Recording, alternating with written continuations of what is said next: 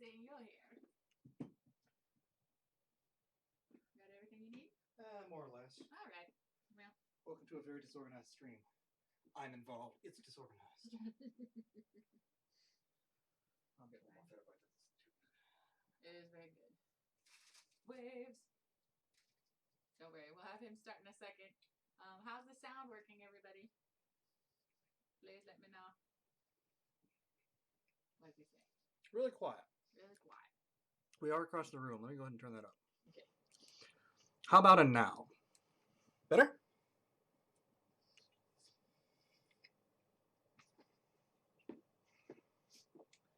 Better? Worse? Oh, hey. Oh, hey. Welcome, welcome, welcome, welcome. Better. Okay. Cool. Hello, everyone. You know me. That's gonna be cool. I am the drunk phytologist, Dr. Rachelle Lapham, but I have a special guest host today. This is the mixologist, my husband, Ethan Lapham, and he am going to be the host for today, and I am just the assistant. I am going to drink cocktails and eat food. So. Ooh, yes. Some of it. So you have the last bottles of the brown ale, because as far as I know, my bottles are all gone. So. Yes, it's true. It is what it is. I'm going to move this microphone just slightly so I can read chat a little bit better. Okay. What time are we looking at? 6:10? Yeah, we can get started. So today I have before you the most simple version. In fact, I'm going to take a seat. Because I can. Because the chair is here. We'll get a little more comfortable. So this is what I refer to as the 3-bottle bar. The 3-bottle bar is probably the simplest bar you can come up with. It does require technically more than 3 bottles. However, I call it the 3-bottle bar because it is the 3 bottles of alcohol, specifically. Almost everything else is a relatively inexpensive ingredient. So your most expensive is going to be your spirits, then your bitters. After that, everything is probably less than $5. So you can very easily build a bar with, other than Vermouth, local spirits, and you can do it for around $100. As far as equipment, you need very basic things. I have a little bit of an upgrade, but it can be as simple as literally a mixing glass, some sort of mixing implement, so a spoon, a stick, your finger. Taking the whole glass and swirling it, all of these are acceptable. It is your home bar. That is the beauty of this, is you can have a home bar for a very low cost. I will be going garnishless as far as drinks. That makes it even cheaper. Obviously, garnishing is an additional cost. Typically, you're going to garnish with things like fruit or like cinnamon sticks. Really depends on your season, time of year, what you're going for. Fingers are indeed free. They typically come pre-attached. If your fingers are some assembly required, I apologize, but feel free to assemble them in time to create your drinks. So when I say 3 bottles, which 3 bottles do I specifically mean? You can see there's sort of an array of bottles over here on my makeshift bar. The 3 bottles are going to be a gin. Gin is one of those things that is kind of controversial for people. Not everybody's a big gin fan. Find a gin that you like. I guarantee you there is one out there. Gin is a very broad spectrum spirit. It is a neutral grain spirit infused with botanicals. That is gin. Those botanicals can literally be any herbs. Most people are familiar with juniper. You know, you have to have it, it has to smell and taste like pine sol met a Christmas tree.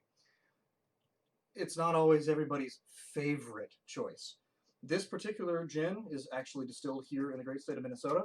And it leans more on a grapefruit, thyme, and lavender, so much more herbal and floral with a citrus note, very little juniper. So if juniper is not your thing, this would be a great one to pick up if you're in Minnesota. But find one near you. As far as national brands, I mean, obviously you have your like Seagram's and your like gin brand gin from Walmart. Those are technically gin. Would I recommend drinking them regularly? Not particularly. But find what works for you. As far as national brands, there's nothing wrong with a Bombay, a Beef Eater, if you're looking for something a little more mid-scale, an Aviation gin. It's part owned by Ryan Reynolds, but it's a good gin. Like, it's a solid choice if you're not big on juniper. So yeah, first bottle is gin. gin is usually not terribly expensive. Even the high-end stuff, unless you are spending just like crazy single bottle gins, if you're spending more than like $70 on a bottle of gin, I mean, you're welcome to it, but you're probably spending more than you need to get a good gin. I want to say this was like a $30 bottle, maybe 35, and that's a good gin. I also am preferential to the Botanist, which is a gin from Scotland. The British Isles love their gin, so they kind of know what's going on.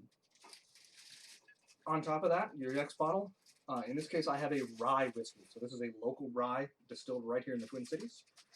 Your bottle of rye or whiskey, you can pick to your preference. Rye tends to be spicier, but it is the classic whiskey. It is definitely something, if you are looking into very old recipes and the history of whiskey in this country and here in America, your top two are going to be bourbon, which is primarily corn-based, and rye. It's the two things that grew here prevalently and were cheap to produce spirits from.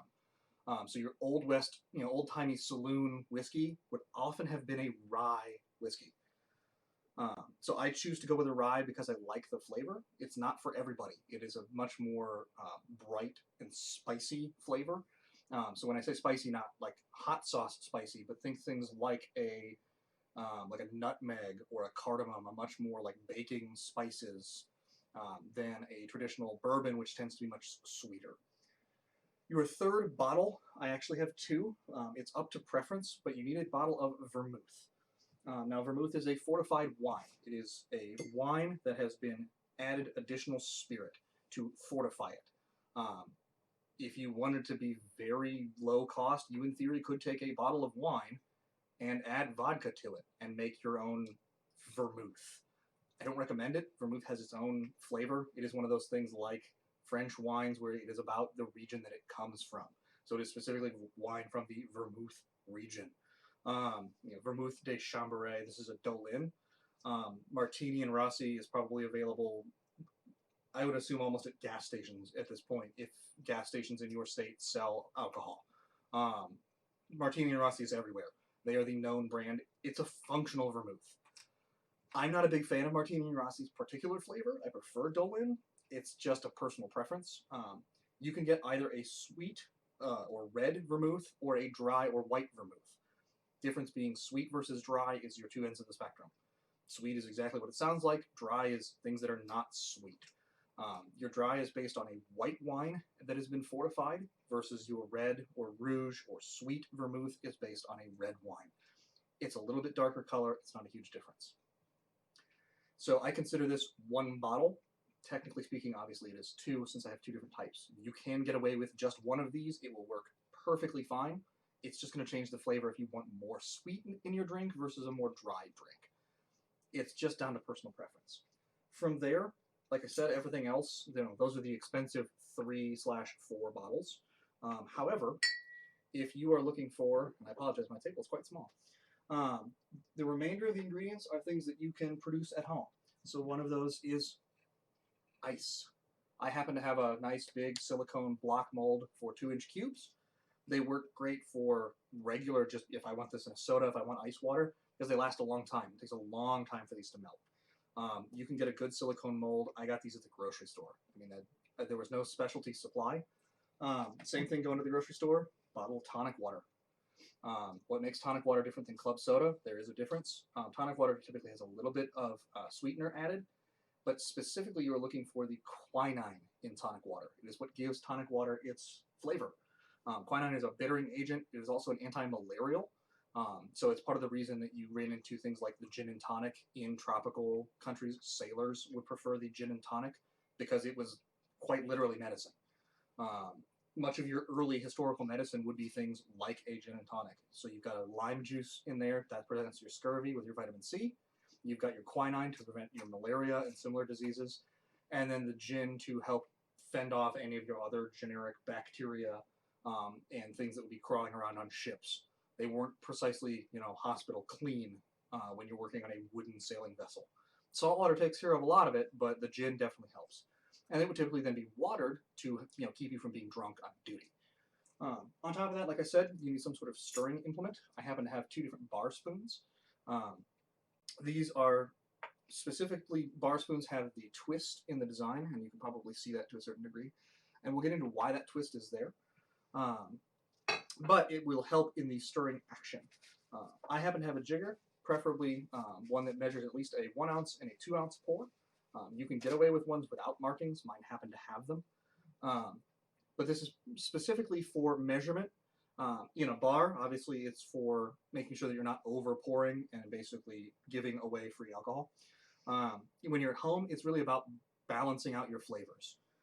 So, again, these are fairly inexpensive. I think I got this one at Target. You can get them on Amazon. You can get them any place you want. The last piece of kit I have here, as far as equipment, other than a glass to drink from, is my muddler. So these are literally meant for crushing herbs, or in my case, sugar. This one in particular is homemade. It is made from scraps of Louisville slugger bats from Louisville, Kentucky. You don't have to make your own, but again, the back of a spoon will work. You can use the butt end of a large butter knife if it has a thick handle, but preferably you want something that will come in contact with the base of your mixing vessel, just to make sure that you've got a nice flat surface. Mine, I have one end that's a little more rounded for if I'm working in a rounded bottom mixing glass like I am here, where it's got some round corners to be able to really press up into that corner. And then I have a flat end. Every muddler is going to be different. On top of that then, a glass is useful. I also have here a Hawthorne Strainer, which is used to strain out the ice from your drink when you are done mixing. Fairly simple device, but again, if you are careful with your pour and keep your ice out of your drink, especially if you're mixing with large cubes, it's fairly easy to do. I then have sugar cubes. Again, these can be purchased at nearly any grocery store.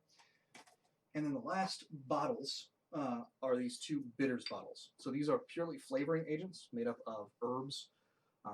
There are different mixes out there. These are 2 of the very old standards. You can buy any flavoring you like. These are Angostura and Peychaud's bitters. They're 2 of the oldest bitters available. You can get them at any place that would sell any sort of alcoholic spirit.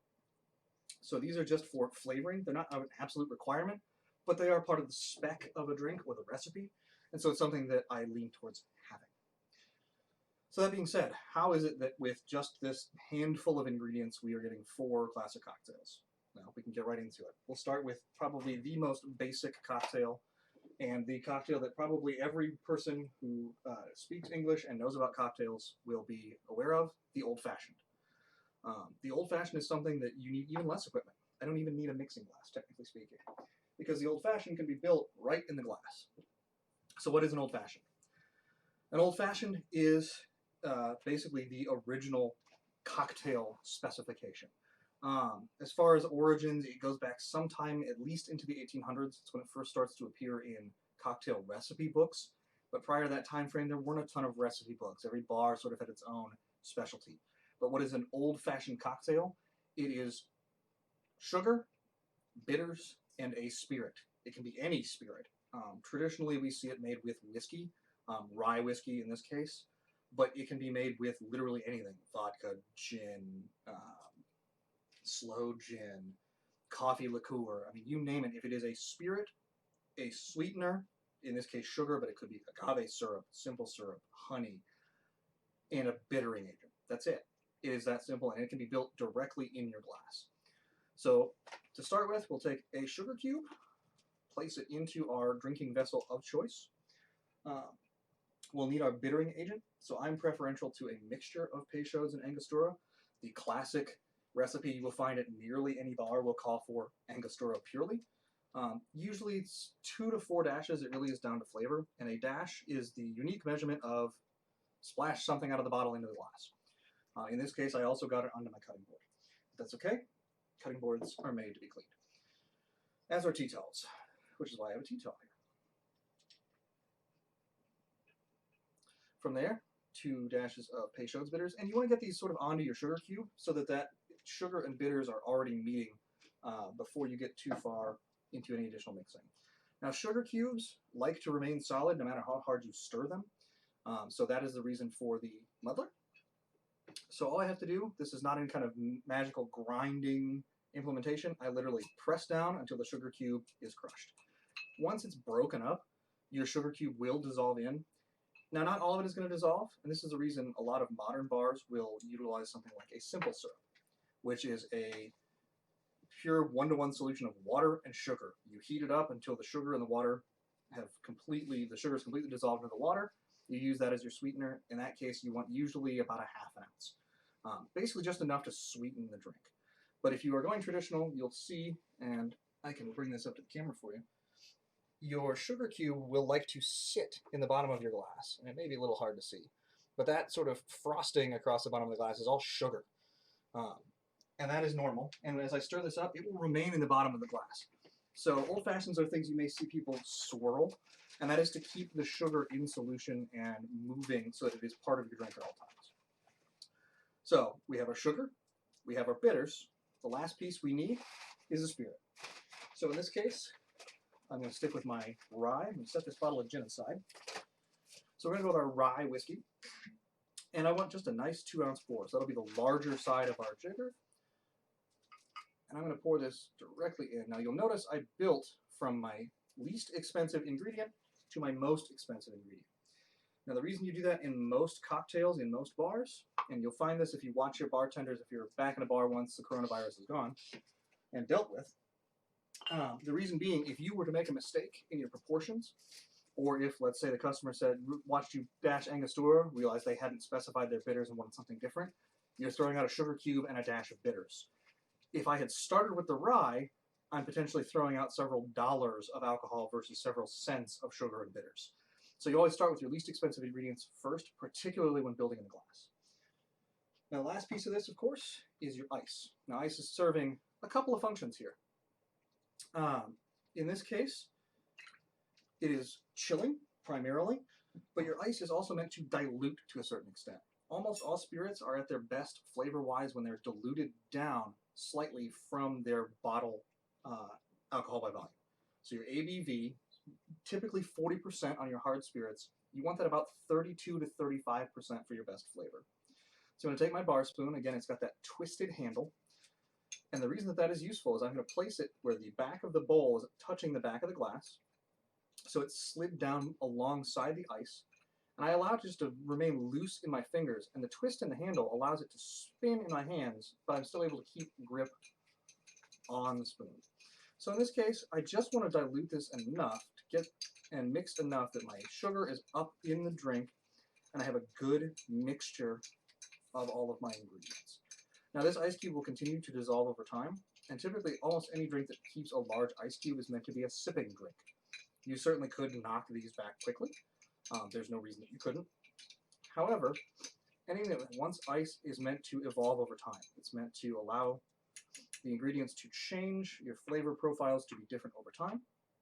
But that's your old fashioned. That's the first of our 4 cocktails. So that's got a nice color in it. I don't work super hard on keeping super clear ice in the house. You can. There's several techniques. If you're into that, I highly recommend looking into it online. There are several videos that will walk you through it. So you can see this has got a nice rich color to it. And the bitters will affect that slightly from what you have. And what you're looking for is a nice balance where you can taste all of your ingredients. There's only 3 ingredients here, so hopefully all of them bring something to the table. So you should have enough sweetness, and if you prefer more sweetness, add another sugar cube or additional syrup. So I can taste the sweetness of the sugar balanced by my 2 different bitters, and I can taste each of them in their unique profile as well as my rye. So nothing is overwhelming anything else. And that's kind of the balance you're going for with something like this. If you were to walk into a bar sometime in the mid-1800s and order a cocktail, this is what they're going to hand you. Basically every time. You're going to specify, I want a gin cocktail, and they're going to take sugar and bitters and gin, or sugar and bitters and whiskey if you order a whiskey cocktail, or rye. This is a cocktail to the 19th century. Others were out there. Different bars had their own specialties, but if you were to order just a cocktail, this is what you would get. It became the old-fashioned recipe in the late 1800s. And again, the exact date is murky. Different dates will crop up. But sometime in the latter half of the 19th century, it becomes the old-fashioned cocktail recipe as more evolved cocktails come along. So I start with that because of the fact that it is such a simple, easy drink to make. It is just a step up where you're adding enough. It's one of those, it is the sum is greater than the whole of its parts. Those 3 parts individually are each good, but combined you are creating something novel, something new. Sticking with the whiskey, this one I will mix. So the next drink, and it's again another whiskey drink. Yeah, orange twist optional, no cherries, absolutely correct. If I order an old-fashioned at a cocktail bar and they try and bring me something that looks like a fruit salad, where they've replaced the water with some sort of spirit, I tend to want to send it back. I don't want a ton of garnish. An orange twist here is great. It adds the orange oil, which you would express over the top of the drink, so it gives you the aromatics of the orange as well as the flavor. And yeah, cherries also a good choice. Typically they would be like maraschinos in bourbon, which are a great addition. It's a great garnish. It adds something, but it's not a requirement. The drink itself, that is the spec. It is sugar, bitters, spirit over ice. Everything else is exactly that. It is a garnish. It does add a visual aspect. It does add an additional flavor. And if it's something sitting in the drink over time, it adds a lot of flavors to the drink along with the smells. And so that flavor is going to evolve and change with the drink as it waters down. So if you like a lot of cherry and orange in your drink, there's nothing wrong with that. My personal preference, I don't want any of it. I want to be able to taste the whiskey, taste the bitters, taste the sugar. If you want to get fancy with it, swap your sugar for an agave syrup or a honey syrup or a demerara syrup so that the flavor profile of the sugar might change. That to me is a great evolution for that drink, but it doesn't need to be covered up by fruit to cover up cheap spirits. It's part of the reason that I go for a local spirit like this. So this is Studio Distilling's Rye Malt Whiskey. It's from here in the Twin Cities. It's the reason that I want something local or something that I prefer the flavor of. I want that to stand out. And it's the reason that I like this particular bar is it's very simple and it is very much it's based around the flavors. You are marrying up each of the unique aspects of your drinks. So the next drink I want to build, this one you can build in the glass as well.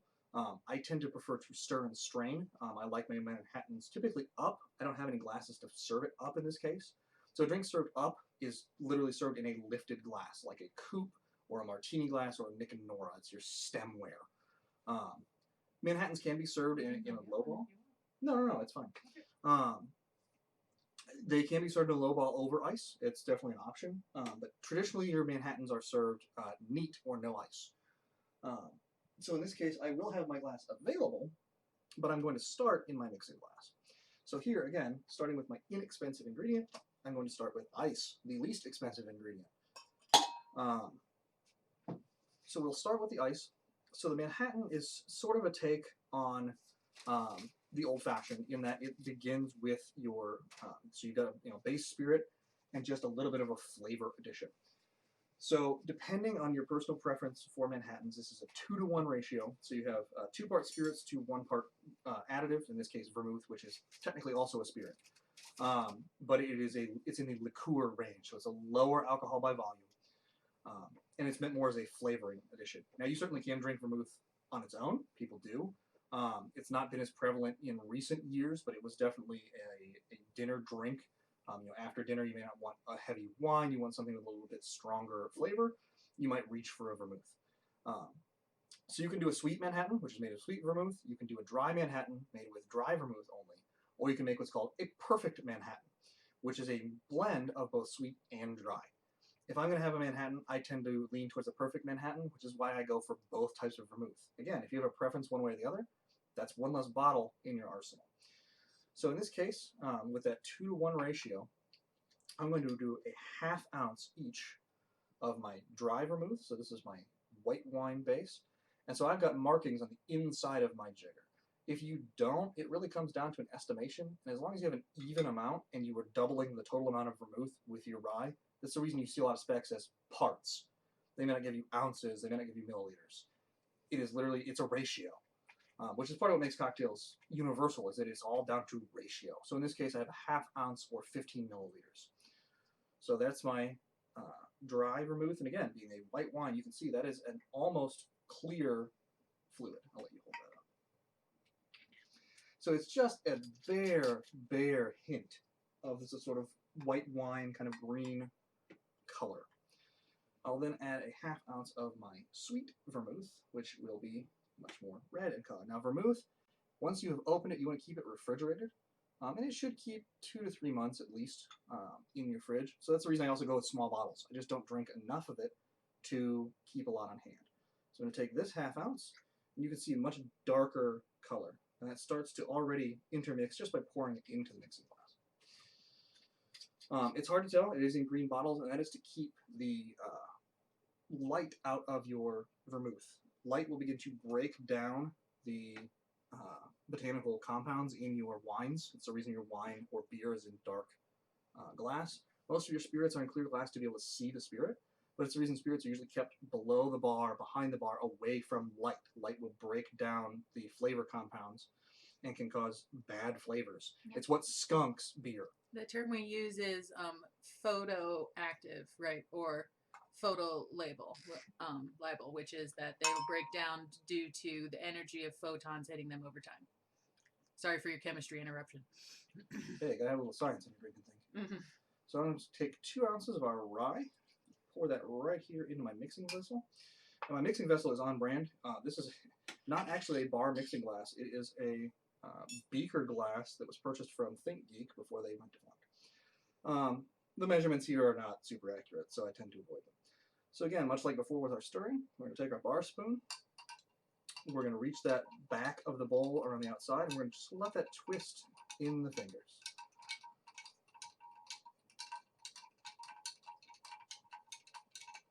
So this, we're going to want to stir a little bit longer. You want to let those flavors start to marry, and because the sweetness of this is purely from the vermouth, it's definitely something where you want to make sure that it is well integrated into your drink. A good 10 to 15 second stir is usually enough, but you can certainly go longer if you prefer your drink a little bit weaker, and weaker just meaning more dilute. It says nothing about your character if you prefer a drink a little bit different than someone else. It just means you prefer a different drink. We do not ever shame anyone for how they prefer to drink. I might give you guff about ordering a drink that there is a better option for, but certainly if what you like is in the glass, you've done it right. So I'm going to take this. I've got my Hawthorne Strainer here. This just allows me to keep my ice out of my drink. Good to see you. I'm glad you could join us. And we're just going to pour that nicely into the glass. Now, obviously, there's quite a bit of space here, and again, it's because I serve my Manhattans low. Certainly, this could be garnished. But I just like the look of just a plain Manhattan. And again, the flavor profile is going to be quite a bit different than your old-fashioned. It still has the sweetness, it still has the spirit, and the wine in and of itself, that is the base of your vermouth, does have some bitter tannin-like compounds to it. So you're getting some similarities, but the vermouth brings its own brand to it. Now again, I prefer mine sweet and dry. I prefer a little bit less sweetness. So that perfect Manhattan for me is a great go-to. But again, it does mean you have to keep 2 different kinds of vermouth on hand. You certainly can go one or the other. Yeah, just dry sweet vermouths or just one, absolutely. So it is that simple. I mean, your Manhattan is really a very simple drink. People tend to avoid them just because it's, I don't know what a Manhattan is. I will tell you, if you go into any bar and they have a cocktail you don't understand, ask the bartender. 1, they can probably explain it. If they can't, 1, find a new bar. But 2, Google is your friend. A lot of these things are out there. Everybody's spec is a little bit different, but it is certainly an option. If you're making these at home and you're uncertain, you can look up specs online, adjust to your preference. If you like 3/4 ounce dry and 1/4 ounce of sweet, go for it. So yeah, your perfect Manhattan is a mixture of both, but you can absolutely do just one. Now, on the subject of cocktail books, because I have a favorite, I think everybody probably does in the cocktail world, there are tons and tons of cocktail books out there. You can go with just pure recipe books. The classic in that regard is the Savoy cocktail book. It is sort of the original cocktail Bible, so to speak. It contains a lot of old recipes, things that are pre-Prohibition up through and post-Prohibition. They do update it year over year. There are some newer cocktails, I believe, that have been added to it. I don't actually own a copy of the Savoy. It's on the list. It may be something I pick up one day, but I have several other books. I've got Death and Company. I have one from Aviary. Quite a few options. Don't worry, I will bring the books and be right back. However, my go-to also photosensitivity is if you want to sound real smart, photo decomposition, photo dissociation, or photolysis. Yes, all of these are great. Photolysis meaning literally breaking down because of light and splitting. So yeah, there are lots and lots of cocktail books out there. Some of them are just purely recipes. Some of them have essays. Some of them have different techniques. The godfather of the modern cocktail is Sasha Petrosky, and he put out a book which was released posthumously by his wife, Georgette Mosier Petrosky. It is regarding cocktails. This is my go-to when I say, you want to get into the world of cocktails and you want to pick up a book, this is it. This is my absolute go-to. It is well made. It fits well into almost any bag you can carry with you. The presentation, it has several essays, how to make your own syrups. But what I really love about it is the design choice that they chose. Let me just pull up. So everything, every cocktail presented, they do have a bookmark that contains a legend of all of their symbols. But every cocktail, I'm just going to do a single page, this is the Daiquiri. Every cocktail shown has a story that goes with it, usually by one of the bartenders that worked with Sasha, the spec down at the bottom, and then on the left-hand page they have a diagram that shows exactly the proportions of each of your ingredients. That's it. And that follows very much with Sasha's theories on cocktails, that they were meant to be made fresh, fresh juices. So every night the menu at his Bar Milk and Honey would change based on what they had available from the local markets there in New York City. He strongly believed that the best ingredients would render the best outcome. So if you had fresh squeezed juice, it was going to be better than anything you could buy in a bottle. I tend to agree. You can do the taste test yourself. You can buy lime juice. I have bottled lime juice. This is key lime juice, just a personal preference. And if I can get a hold of limes, I will absolutely use fresh limes. There's nothing saying you can't use bottled juices. You absolutely can. But a fresh squeezed, lime or lemon or grapefruit, whatever it is you're adding, even just squeezed the same day, even if it's been squeezed and has been set in a chiller, it's still going to be better than almost anything you can buy in a bottle. So it was part of his theory, as part of how he did things. It's a beautifully presented book, and it is kind of my go-to. But above and beyond that, I have books all over the spectrum, things that are history, things that are techniques. I have one here, Rum, The Complete Guide. Purchased this while in Belgium from the author. It is a guide to, I believe it's 158 different rums from around the world. We have books that are literally just recipe books. 3-ingredient cocktails. That's it. It's 3-ingredient cocktails by Robert Simonson. Opinionated guide to the enduring drinks in the cocktail canon. So again, very similar to what we're doing today. I want 3 things and I want to make drinks out of them. That's a go-to. This is the Cocktail Codex. This is from the authors of Death and Company. And as I recall, the bartenders at Death and Company were some of Sasha's trainees. Another big name other than Sasha Petrosky, Dave Wondrich and Dave Arnold. This is Dave Arnold's book, Liquid Intelligence. If you want to get deep into the world of sort of the molecular cocktail world, Liquid Intelligence is it. Dave Arnold has done some phenomenal research. Beautiful photography in here, first of all. Just gorgeous stuff. But he's gotten into how to flambe ingredients, how to make cocktails with liquid nitrogen, how to separate ingredients out by density and show them off in a cocktail. All these kinds of like the really modern gastronomy type stuff. And it's wild. And he does, experimentation. He says, okay, I'm going to take the same bottle and I'm going to prepare it 6 different ways for the same drink. Same spec, same everything, but this one is liquid chilled. This one has more ice, less ice.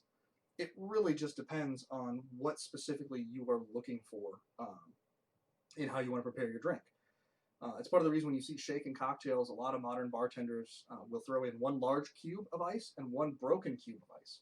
The reason for that is based on Dave Arnold's work that he determined all cracked ice, you get too much dilution and not necessarily enough flavor left. If you go just 2 large cubes, it doesn't dilute enough, although it does get cold.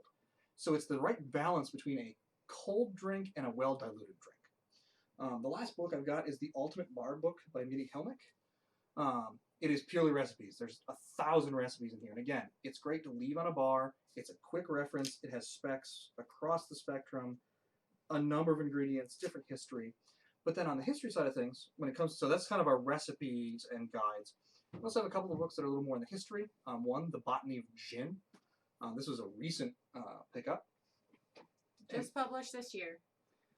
And it goes through a lot of the aromatic plants and the things that go into gin specifically. So all the different plant interested, species, where they come from, how they're made, all the different compounds that are put into gin, different additives, different flavors, and also the different species and chemistry behind that. A personal favorite of mine, and actually where my internet identity came from, is The Drunken Botanist, which is by Amy Stewart. This is got a variety of things, but it is all the different ways we've put plants into booze. And there are a lot of ways. And there are a lot of ways, but not just about how to grow them and where they grow on the science sort of side, but the history behind them, where they originated from, how they're put together, as well as if you want to grow some of your own, and a little bit of sort of the history and some recipes as well. This is an all-time favorite of mine.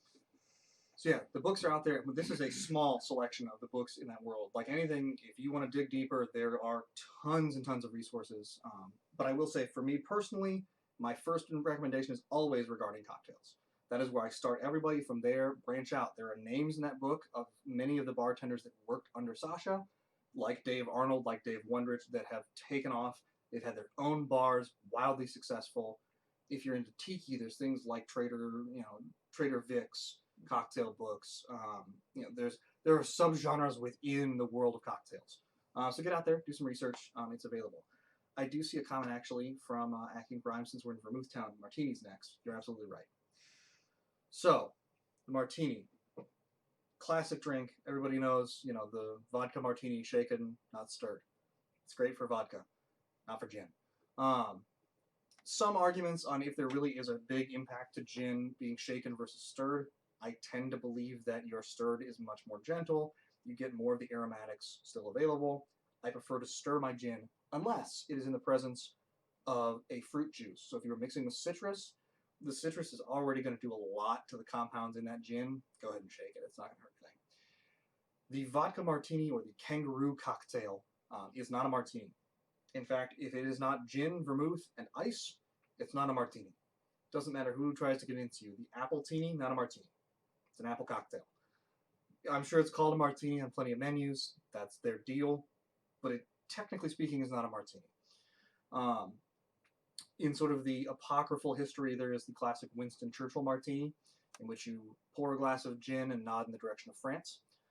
Alternatively, you can keep a bottle of vermouth in the room, if you must.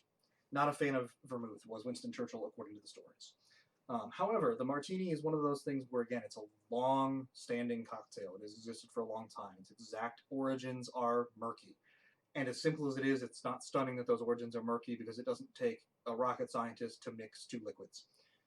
However, the exact specifications of your martini can be very, very personal.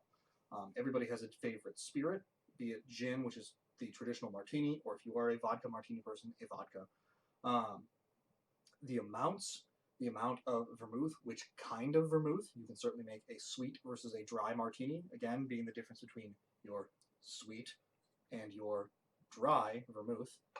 I happen to prefer mine dry. You can go extra dry, of course, which means more dry vermouth. The dirty martini, in which you add olive brine, which is quite the addition. It tends to overpower most gins that are not pure pine sol. So, cheap pine sol gins, if you're a fan of olives and you're a fan of salt, go with a dirty martini. It will probably be better. Depending on the liquid, some do require a rocket scientist. True, liquid oxygen and liquid hydrogen would require a rocket scientist, because that is rocket fuel. However, in this instance, these liquids do not require astronomical engineering degrees. So, my personal spec, I tend to prefer a 3-to-1. Some people will go as strong as a 6-to-1 gin to vermouth. It really depends. Most bars, it's going to be a 2-to-1. I tend to fall on the side, like I said, of stirred martinis. Shaken is okay, but for me, if I see someone reach for a shaker, if I order a martini, I tell them, cancel that, I'm changing to something else, or please stir it. If they don't want to stir it because it's faster to shake, again, order something different. For me, that's my preference with the gins that I like. So in this case, I will stir. And as I said, the exact specification changes depending on personal preference. It's something to play with. Like I said, for me, I tend to be fairly strict to about a 2 to 3 to 1 ratio. So for this one, we'll just do a quick 2 to 1. So that's going to be 2 parts gin to 1 part vermouth. And in this case, I think I had a tiny bit of rye still in my jigger. That's okay. It's just a little extra flavor. Reason for stir over shake. So there is, the science is out on this one. One, because I don't think there's been funding for it, and 2, I don't know that anybody has looked that deeply. Your gin, as I said, is a neutral grain spirit. So your base of any gin is the same as your vodka. You take some form of grain or starch, which is your sugar. You ferment it with a yeast. You take the alcoholic product of that and you distill it, typically to about 68 to 70% alcohol by volume. That is then either watered directly as vodka, or it can be steeped with botanicals. So in this case, it's a grapefruit, thyme, and lavender. It can be any botanical. And botanical compounds, primarily your herbaceous compounds, the things that give you a lot of your flavor and your nose, your aroma, are what we consider volatile. They're easy to break down. And so there is an argument that you will bruise a gin by shaking it, and that you will cause so much of a vigorous action it will begin to break down the botanicals and you lose some of your flavor. You also can very easily over dilute when shaking, just because there's so much more action over the surface area of your ice. So your purists will say, never ever shake gin, ever. Those that think about it, when you're mixing in something acidic, like a citrus juice, yeah, it's okay to probably shake gin because you're already going to be treating it pretty roughly with a lot of acidity. But when it comes to a martini, if you want to retain those flavors, the argument is that stirring your gin does not bruise it as easily. It does not over dilute. It does not break down your compounds. It allows the gin to speak for itself. So it's one of the reasons that I tend to stir. Also just like stirring. It's much more of a calm drink. Like, to me, there shouldn't be a lot of showiness to a martini. Oh, my pleasure. So as I said, it's a 2 to 1 spec. So I'm going to pour 2 ounces of my gin. I've got 1 ounce here of dry vermouth. And the beauty of a good martini is that it is basically crystal clear. Some places will double strain it. They will want to make sure that there's not a single tiny solitary shard of ice in their martini. I don't typically go that far. I don't mind a little bit of ice floating in a martini. But you will see as I get this stirred here, and I'm going to reach back here for the glass. This, much like the Manhattan, can be served up. It can be served down. It really is personal preference. The reason for serving a drink up and with no ice is it is meant to be drank quickly. The martini is literally meant to be a 3-sip drink. It's part of the reason you see a 2 to 1, 3 to 1 ratio as the most common, because it's something that you can drink quickly. Because of the fact that it is no longer chilled once it's off the ice, it's going to warm up very quickly from the air, and especially in stemware, unless you're holding by the base of the glass, the warmth of your hand will warm that spirit up very quickly. And for a lot of people not liking gin, the colder the better. Because when things are colder, we don't taste them as readily. So it's definitely something that is preferred cold and preferred to be drank quick. I want to share something because I did go ahead and look up on Google Scholar, because I'm myself, on Shaken Not Stirred, a bioanalytical study of the antioxidant activities of martinis. So, this was published in the Biochemistry Medical Journal in 1999. Background: moderate consumption of alcoholic drinks seems to reduce the risk of developing cardiovascular disease, stroke, and cataracts, perhaps through antioxidant actions of their alcohol, flavonoid, or polyphenol contents. So flavonoid, polyphenol contents are different plant sort of compounds, right? Antioxidants that are good for you. Shaken Not Stirred routinely identifies the way that famous secret agent James Bond required his martinis. Objective of this study: as Mr. Bond is not afflicted by cataracts or cardiovascular disease, an investigation was conducted to determine whether the mode of preparing martinis has an influence on their antioxidant capacity. Design: stirred and shaken martinis were assayed for their ability to quench luminescence by a luminescent procedure in which hydrogen peroxide reacts with luminol bound to albumin. Student t-tests were used for statistical analysis. Results: shaken martinis were more effective in deactivating hydrogen peroxide than the stirred variety, and both were more effective than gin or vermouth alone. 0.0172% of peroxide control for shaken martini, 0.15% for stirred versus 58.3% for gin, and 1.9% for vermouth.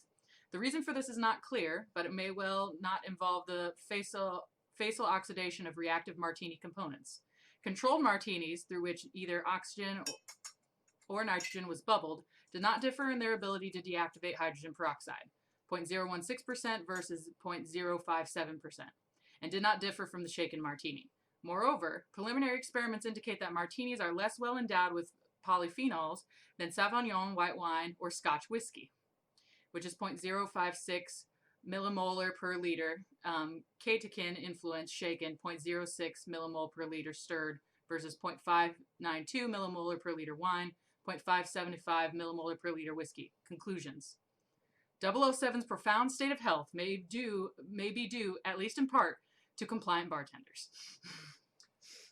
There's also the argument, since shaking dilutes more, that you're able to appear more drunk than you actually are as you're consuming more water. It is a minute difference. You're talking usually 10 to 20 milliliters of fluid at most. But it does make for a unique drink order. That being said, the martini. Again, for me, it's a good balance between a nice botanical gin and the dry vermouth. So you don't typically want, some people do prefer their martinis sweet, but even a sweet vermouth is not going to be nearly as sweet as something like an old-fashioned. The amount of sugar is far, far less. It's more about the sort of bite of the cocktail. Martinis don't have a ton of smell. Unless you have a very, very potent gin, it's not something that there's a lot of aroma to. Again, reasons you would just drink them quickly. But that very crystal clear effect is still there. I mean, you want a see-through drink.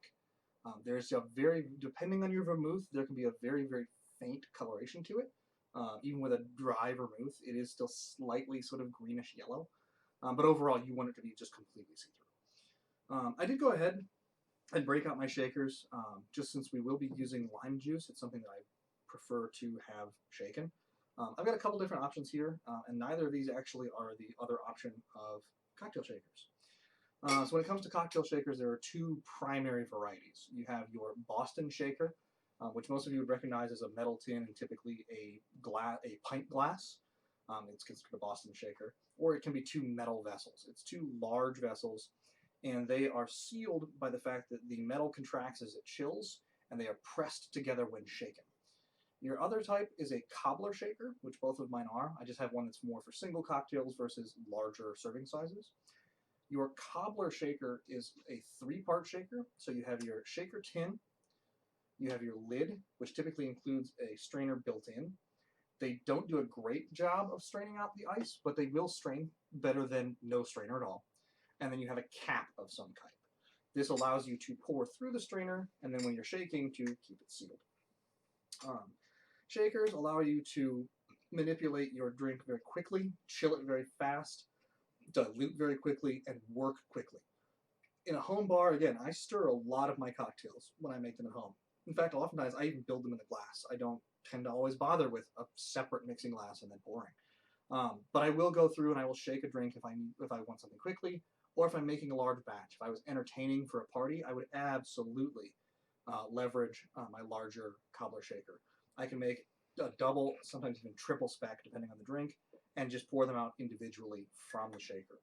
So it allows you to work quickly, which is the reason you see a lot of shakers in bars. It's about the speed and efficiency more than any particular other advantage. That is its main goal. Now you will see when I do shake this, it will be loud, so apologies to headphone users ahead of time. I will warn you when I get ready to shake my drink. So since I'm only making a single cocktail, I'll work with my smaller shaker. But I will still work off of, as I mentioned earlier, a single large ice cube, which in this case, if I can get it out, let's see here a minute. You'll notice that just barely fits in this particular shaker. Now, smaller cubes would certainly work. So since that just barely fits, there's a reason I have two shakers. Sometimes things just barely, don't fit well. So I'll swap. And that's fine. It's just water. So I'll start with my one large ice cube. That is going to provide my chilling effect. For my dilution, I will take a second cube. And you can go about this a lot of different ways. You can have separate cracked ice ready to go. Or this particular trick I have picked up online from a couple of different bartending channels. Cocktail Chemistry is one. I'm also a big fan of How to Drink. And Greg on How to Drink, this is how he does his. Takes the back of a bar spoon. Now you'll notice I have two bar spoons. One of which is a solid body, and one of which the spoon is welded onto the handle. trying this trick with one of these welded spoons, we'll bend the spoon. I know, I've done it more than once. So you tend to want a solid body and something with a fair amount of weight to it. This one actually has a fairly large counterweight, which in a pinch could be used as a muddler. But the nice part of this is you can apply a lot of force to a very small area. So I just take the back of the bar spoon and I just give it a good couple of whacks. And that allows you to break up your ice cube into much smaller chunks. Doesn't always work with ice that's been sitting a while, but as soon as I drop that into the tin on top of the other ice, that's now broken up into shards of ice. You can show that off if you want. So those shards are going to dilute much faster because they're exposing more surface area to the liquid. Now, being a shaken drink, one thing to watch out for. There will be tonic water in this. I'm making a gin and tonic. It's a classic. I'm not going to shake my tonic water. The reason being, I have never found a shaker that can handle the pressure of shaken carbonated beverage. If you're making a rum and coke, if you're making a gin and tonic, if it is carbonated, that comes after you shake. Shake everything else. Put your juices, put your spirit, shake everything flat. Then add your tonic. Otherwise, you end up covered in very sticky, gin-smelling tonic water. It doesn't go well. I've tried it. So we will be adding the tonic. We'll come back to that. But I'm going to start gin and tonic, very similar to your martini. And again, it depends on the size you're going for. But I'm going to take 2 ounces of my preferred gin. And again, I'm going with the gin that I have on hand. I actually have several gins, but this being our Minnesota gin, I wanted a chance to show off my Far North Spirits Solveig gin. So I'm going to take 2 ounces of that. We're pretty close. And then, as opposed to fresh squeezing orange, I'm all over the place. As opposed to fresh squeezing my lime juice, I have bottled key lime juice. I'm preferential to the flavor of key lime over standard lime juice. It's just a personal preference. Typically with citrus, you want a fairly light hand. Citrus is a very, very powerful flavor.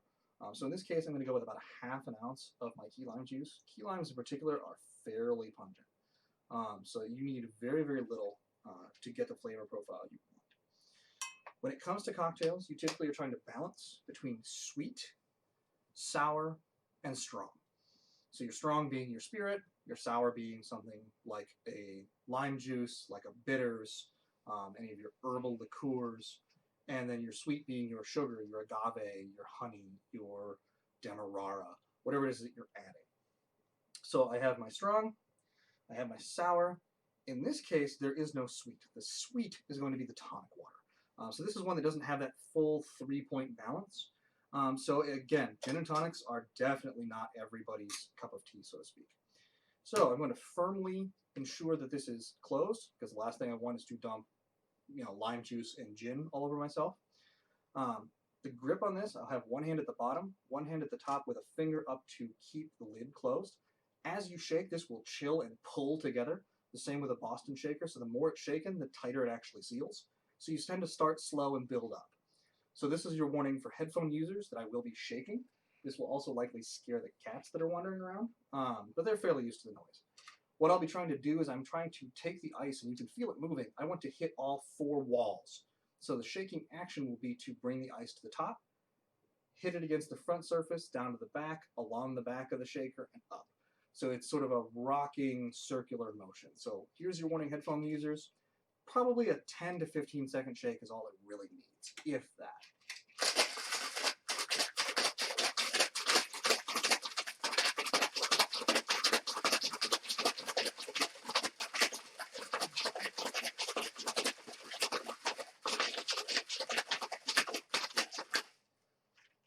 And that's that. So I can feel the ice moving there. The other reason you know you're done shaking is when you cannot stand to keep your fingers on the tin. It is very thin-walled stainless steel, and it gets cold in a hurry. You may be able to see there's a bit of a fog across that entire shaker. It may be tough to see, but it is very, very cold. Now, again, I have a strainer built into the surface on this top of this lid, which I could use, but again, I like this a little bit clearer. Now, gin and tonic, I tend to also like to serve over ice because, again, it's a sipping drink. So it's already been diluted by the shaking process and chilled. You don't have to have ice. I like to have ice in mine. And you can serve tonic in a sidecar and just sort of gently add tonic over time if it's a little strong. So I will actually remove my lid which does take a little bit more effort because, again, it has chilled and it has adhered to the top of my shaker.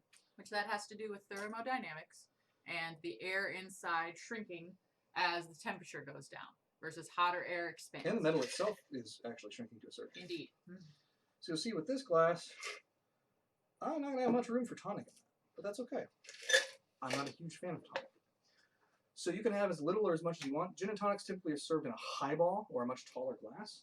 I'm just not a huge fan of tonic water. But again, I'll serve it as a sidecar. I will let it work. And this actually wanted to fizz over a little on me. That's all right. Tonic water will never ever hurt your carpet. It will clean it. Tonic water also great cleaner. So I will just top this with a little bit of tonic, and just to make sure that everybody has gotten to know each other, we'll just give it a nice slow stir. So again, this is nice and full because I'm working out of a lowball glass or an old-fashioned glass or a rocks glass. Glassware has a lot of different names. Just depends on where you are and who you're asking. So you can see the bar work can be a little bit messy. There's a reason for bar mats and towels and all those types of things. Now, again, my gin and tonic, not particularly fizzy and fairly opaque. That's okay. Just enough fizz to matter. It's like a fizzy key lime pie. I love everything about that. So yeah, it's a very quick and simple drink. And so with that, we've got a complete set of 4 classic cocktails. So we have our gin and tonic, our old fashioned, our Manhattan, and I believe there's a martini hiding back there. Those 4 drinks have come from our quote unquote 1, 2, 3 bottles. So yeah, that's our 3-bottle bar. And again, the goal of this would be something where for around $100 with the glassware you have in your home, the tools that you have on hand, you can make these 4 drinks immediately. You could go out, you know, if your state sells on Sundays, otherwise wait till tomorrow, but you could go out today or tomorrow and have this on hand and entertain. So when the world is back to some semblance of normalcy, you're ready to go. It also lets you know that when you're out at a bar, if you see a Manhattan, you see a martini, you know what you're getting into. You know that really they're going to have hands on 3 to 4 bottles. It's that simple. Now again, each of these could be garnished. You could add a little bit more flair to your presentation. If you wanted a gin and tonic with a little bit more of a bite to it, you could absolutely take bitters and float it on top of the drink. I've seen it done. You could take some of these and make variations on it. Most of these are sort of base cocktails that you can put any sort of spin onto. A Manhattan is not that far off from, you know, a whiskey sour. Realistically, you know, replace your vermouth with a lemon and lime juice, and if you're feeling frisky, an egg white, now you have a whiskey sour. You're still in the same range. You're still in the same vein. But these 4 are sort of the classics. This is, you know, almost any bar in the world can produce each of these 4 drinks. This is all the space it takes up. I mean, this entire setup, including the secondary ingredients. This is a standard TV tray with a nice cedar top on it. I can fit my glassware. I can fit my secondary ingredients. I can fit my shaker tin. And if I felt real fancy, I bet you I could push my ice in here. All of this fits on a standard TV tray, and it's a fully functional bar. So this is my go-to when people say, I want to get started in cocktails, I want to learn some basics. The techniques are here, the knowledge is here, the flavors are here, and these are standard drinks that you can order almost any place. Check your work. Go out to, you know, when we're able to go out again, you can go out to your favorite bar and order one of these drinks and say, how do I do at home? Am I hitting the mark? Because if you are, great. If what you like is in the glass, you've done well. So yeah, this is my 3-bottle bar. This is my go-to when people are wanting to get into cocktails. Heck, I can even fit my Regarding Cocktails book on there. It's that easy. So that's what I have. I'm certainly open to questions, be it about this particular bar, be it about my interest in cocktails, cocktail history. But yeah, thanks for coming out to the old drinking thing.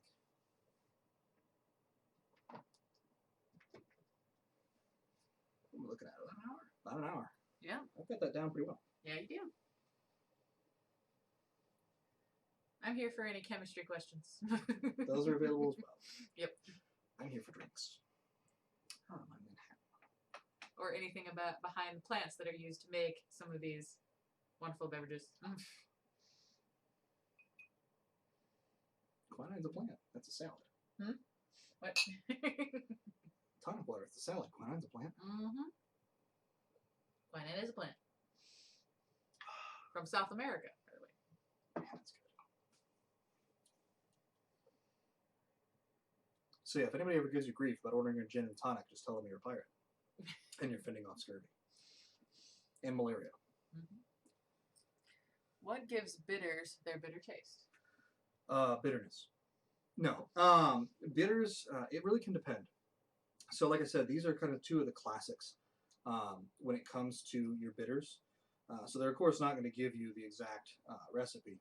So your Angostura bitters are, let's see here, alcohol, water, sugar, gentian, natural flavorings, caramel colors, and added colors. From Angostura Limited in the Port of Spain in Trinidad. And imported through Mount Prospect, Illinois. So Angostura is probably one of the oldest. It has quite a few uses. They recommend things for adding to canned fruits, adding to salad dressings, pies. You can add it to meat or pumpkin pie filling. Never tried that, but you know, why not? But your bitters are going to be made up of primarily herbs. A lot of them are going to be additional herbal flavors, and so they are made for, again, it's the thing of, it would be a health item. So this was going to add to your health because it was, you know, combining the essences of plants. Angostura is unique. You know you have real Angostura by the way that it has this little crinkly label at the top. This goes back to the origin of Angostura. It's two brothers, and one was in charge of ordering the bottles, and one was in charge of getting the labels. And neither one of them communicated with the other on the size of these two items, and so their original bottles, the labels were far too big. And it became a signature of the brand. So any Angostura bottle will always have this sort of crinkly extra label. That's normal for them. Peychaud's, another big brand. For me, it's got a little more of like a cherry kind of flavor, unique to the Sazerac. So Peychaud's is out of New Orleans originally. Each of them, you know, they're sort of mixtures of lots of different things. So Angostura and Peychaud's are Angostura and Peychaud's. Like that is their flavor profile. Almost any bartender will know Angostura, they'll know Peychaud's. For me, Angostura tends to be sort of earthy things. It's got a lot of kind of cinnamon-like flavors, and it's certainly something you can taste. I will warn you that it is exactly what it says in the tin, bitter. But if you can get beyond the fact that it is bitter, and you only eat very small amounts because it's very potent, you get a lot of sort of cinnamon and kind of earthy, herbal flavors, versus a Peychaud's is a little bit, it's still bitter, but it's more like a cherry, or sort of a bitter wine. But you can have bitters that are single flavors. We have some lemon bitters, some mint bitters, Aztec chocolate bitters, orange bitters, cherry bark vanilla bitters, blackstrap bitters, which are made with blackstrap molasses. So they're actually fairly sweet. They're flavorants. In the same vein with bitters, you have things like shrub. So where bitters is an alcohol and an herb, shrub is a sweetener and an acid, typically vinegar. So it's things that are meant as flavoring agents. I think you have more on that, but we also have another question. Mm-hmm. So I think Action Economist asked what plants are used in gin. Now, gin is probably one of the things that varies the most out of any of these bottles here. So gin has to just be a neutral spirit, and so I am taking this from my sources, Botany of Gin here, which has to do with, it is a rectified neutral-based spirit, so it's highly concentrated alcohol that's been purified through multiple distillations. Two to three, typically. 2 to 3, so it's very clear. You have, it can be made from wheat, is typical, but it also can be produced from barley, potato, or sugarcane. Or sugar beets. Or sugar beets, yes. Those are the most common that I, in 17th century, the pot still was used to produce these sort of alcoholic beverages in batches. Usually they were made from copper to help remove any other sulfur kind of taste to them. So that's your rotten egg kind of smell. And your sulfites tend to be what gives you a headache. Yes. Sulfite and sugar are the two big headache hangover producers. The pot still is really just referring to, so all distilling is heating the liquid and taking out the components you don't want, water, and leaving behind the component you do want, the alcohol. Yes. there are just different shapes to stills. So you have column stills that are literally just a vertical tube versus a pot still is what you think of sort of the wide bulbous base and a narrow conical top. So after you do your distillation, and currently most stills are used with stainless steel or glass now, is that you will add your botanicals. So this is the part that varies widely, depending on what type of gin you want to make. Usually, if it's gin, juniper is the main ingredient. Juniper berries, which are actually cones, not berries. Because juniper is an evergreen that is related to pine, spruces, other cedars, other conifer trees. And so these berries, which are actually specialized little cones, are the major flavor. But beyond that, it can be just about anything. So gins can have a huge variety of character and sort of taste and flavor profile depending on what is added. And so that's the reason that I have always said, when people say they don't like gin, you don't like the gins you've had. Yes. Odds are good there's a gin for you. And gin comes from Genever. It was originally produced in Belgium and the Netherlands. And Genever still exists to this day. If you are in that part of the world, Genever is available. It may be available in other countries, but primarily there. Northern France as well. And so the Genever was picked up by the British Navy and became gin as a shorthand. And again, gins range. So this particular one is fairly light on juniper. Others may be very strong with juniper. And we've even had gin that was entirely sourced within the city limits of Ghent, Belgium. Yes. All of their botanicals were sourced in city limits. And there are three major categories of gin. So there's classical gins, which is your London dry gin is your technical term for a gin that it meets a particular legal requirement, right?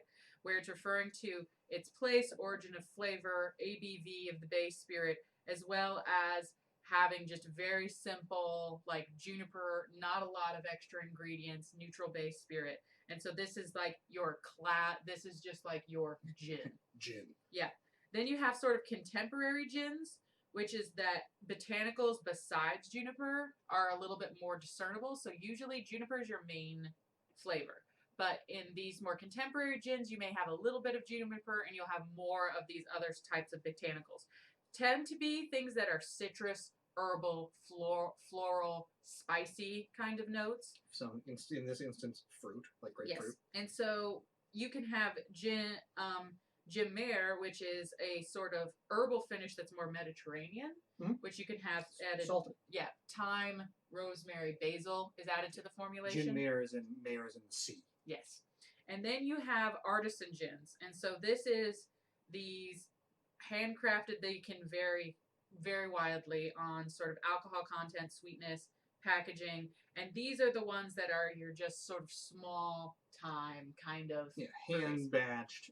Far North probably falls into either the contemporary or artisan gin category. Because, for example, one of the authors of this book, which actually maybe both authors have worked and helped with the Oxford Botanic Garden, which is the oldest garden in Great Britain and was originally planted in 1640.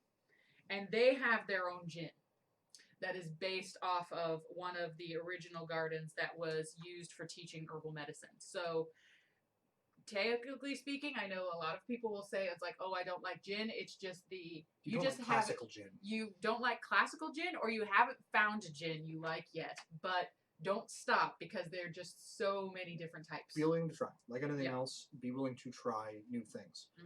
When we were in Belgium, we tried Genever. It is the classic Dutch gin. It's different. It's very potent stuff. You also have things like Old Tom, which is a specific type of gin. It tends to not be clear. It tends to be almost yellowish in color. It's aged. You also have things like slow gin, which is a gin. And they take a London dry gin like a Bombay, a Tanqueray, a Beefeater, a Gordon's, which of course is the classic gin if you watch Casino Royale, measure Gordon's. They take those gin and then they gather sloes, which are a relative, I believe, of the currant. Yes, but they are hedge berries that grow all over Britain. And it's traditionally made in the wintertime. You would gather your sloes and you would infuse them into your gin. and it adds a sort of plum-like sweetness. Yeah, I keep a so- bottle of sloe gin. It's delicious. Sloes are the fruit of Prunus spinosa, a relative of the plum. Okay, which hence the plum-like flavor. Yes. But they're very small. I don't know that they grow in the U.S., but they might. I do not believe But so. you can purchase Plymouth Sloe Gin. It's delicious. I tend to avoid the Kuipers just because, again, it's cheap. It's usually chemical flavoring. I go for something like a Plymouth, where you know it's actual sloes in gin. I keep a bottle in the bar. I don't use it a lot. Sloe gin is very much an acquired taste. But Far North actually makes a spiced rum, and the two mixed together taste like fruitcake. It is very dangerous. Shaken or stirred? Stirred always. But that's me. As we said earlier, shaken definitely will add a certain value. It adds some component. It dilutes a tiny amount. Personally, I think it softens the drink a little bit, but as I said, that sort of has to do with your own flavor palette. As back to the sort of, which I'm pretty sure the what was cocktail chemistry says this, or is it great where it's like it? Oh yeah, it's how like to drink. If how what to you drink. like is in the glass, you've done it right. Yeah. So whatever you want to do, don't think of if that's how you like to do it, then go right ahead. Bar police will not break into your house and arrest you for shaking gin. Yes. I might be slightly upset, but And the world will disappointed. continue on. If I want to expand beyond the 3 bottles in my bar, what spirit would I recommend? Malort. Oh no. No. No. Do not Malort listen is to an that. inside joke for the Chicagoans amongst us, or those of us that have spent enough time in Chicago. Expanding beyond these, having a good vodka on hand is always useful. Because if you want to add alcohol to something and no flavor, then vodka is your friend. As far as cocktails, though, vodka, because it has no flavor, really, it is the water of the spirit world. Like, it blends into everything. Personally, for me, my answer is always more whiskey, because there are different kinds of whiskey. Much like gin, I don't like whiskey. You haven't found a whiskey that you like. There are literally hundreds, if not thousands, of whiskeys out there. But if you want to keep just one, find one that you like. That's all you need to have. Just because I have 8 whiskeys doesn't mean you have to. Personally, if I'm going to go for something that is a little bit lighter, in place of vodka, if I don't keep a bottle of vodka on hand, I go with rum. Go with a white rum. Lots of good options out there. You can find things that are aged white rums or just a standard white rum. Because rum plays well with a lot of sweet things, and it makes a delicious cocktail quickly. Tequila is also a great choice. Tequila is one of those things, much like gin, where a lot of people, I don't like tequila. You don't like cheap tequila. There are plenty of delicious tequilas out there. But tequila is a lot like whiskey in that it comes down to a lot of personal preference. Typically, you're going to be better off if you are okay with the oaky flavors of whiskey. Get a Reposado, get an Añejo tequila. Stay away from Blanco. It's just not going to do it for you. But there are tequilas out there that are meant to be slowly sipped. And then there are the Jose Cuervos that you should drink never. But if you're forced to, quickly. But yeah, tequila is also a great choice. Tequila, there's not as many cocktails. Tequila is much more of a sipping drink. But it certainly is a great addition to your bar if you want that more slow, sipping, sit on the back porch kind of thing. I love a tequila sunrise, not gonna lie. It's simple, but it gets the job done, and with a good tequila, you can work on that drink. I love it in the summertime. Tequila sunrise, out, grilling a steak. Perfect. Thoughts on the Moscow Mule rising to fame and the much superior Dark and Stormy falling to the wayside? There are fads in everything. The Moscow Mule rose to fame primarily and actually came back to prominence. The Moscow Mule was a forgotten drink, and if you look at the history, it was literally a sales gimmick. Moscow Mules were designed purely as a sales gimmick. It was a ginger beer company, a company that produced copper mugs, and importers from Stolichnaya that produced the Moscow Mule. They came together and said, we need to come up with a drink to sell more copper mugs and more ginger beer. And this was like in the 30s, as I recall. We can double check that. But yeah, it was early in the last century. I mean, it's fairly old drink. And between Prohibition and just sort of the fall of the cocktail, a lot of American bars particularly, it became very much like I want a rum and coke or I want a beer. People didn't order a lot of cocktails. Cocktails making a comeback. And finding a good cocktail bar, for me, is a fantastic thing. I'm looking forward to being able to go back out and find that cocktail bar here in the Twin Cities. I haven't found one that really speaks to me just yet. I'm sure they're out there. Twin Cities is a big place. But the Moscow Mule, yeah, it was a sales gimmick. It's a good drink. 1941. 1941. Thank you. Yeah, it's a great drink. Great use of vodka if you have vodka at home. Find a ginger beer that you like. Again, it's a very dependent. Vodka is vodka. Vodka is all marketing. There are very, very minute differences in vodka. In blind taste tests, people that claim to know vodka will not find the difference between vodkas. It is neutral grain spirit at its base. It is a neutral spirit. It has no flavor. The differences you taste are going to be minute differences in water quality and potentially the sugar source of a grain versus a potato versus a sugar beet. But I mean, we're talking like it's placebo more than anything else.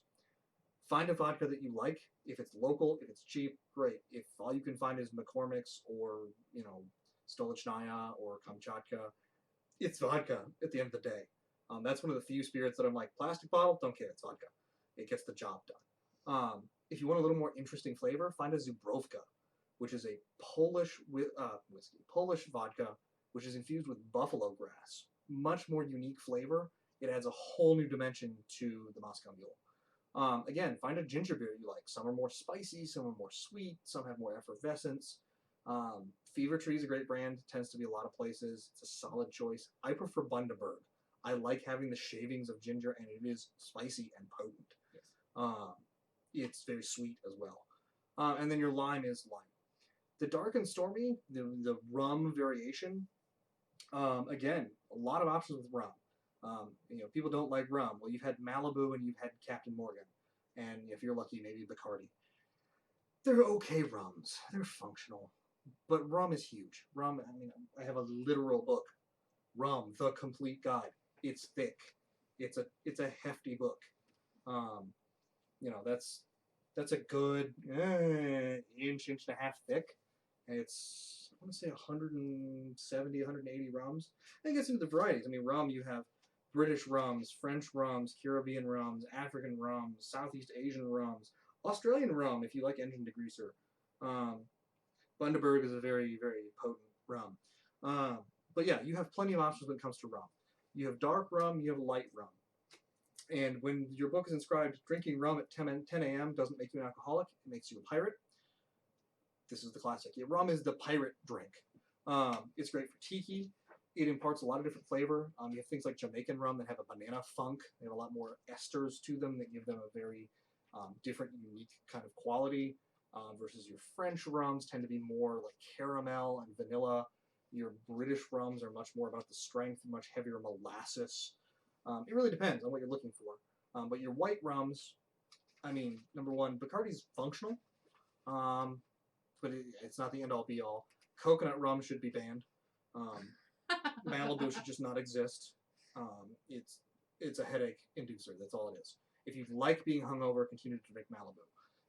Otherwise, get some coconut milk or coconut water and add it to good rum, and you'll be much better off. I prefer Diplomatico. It's a Venezuelan rum, which is it's still a white rum, but it is oak aged, and then they purify out all of the color from the oak.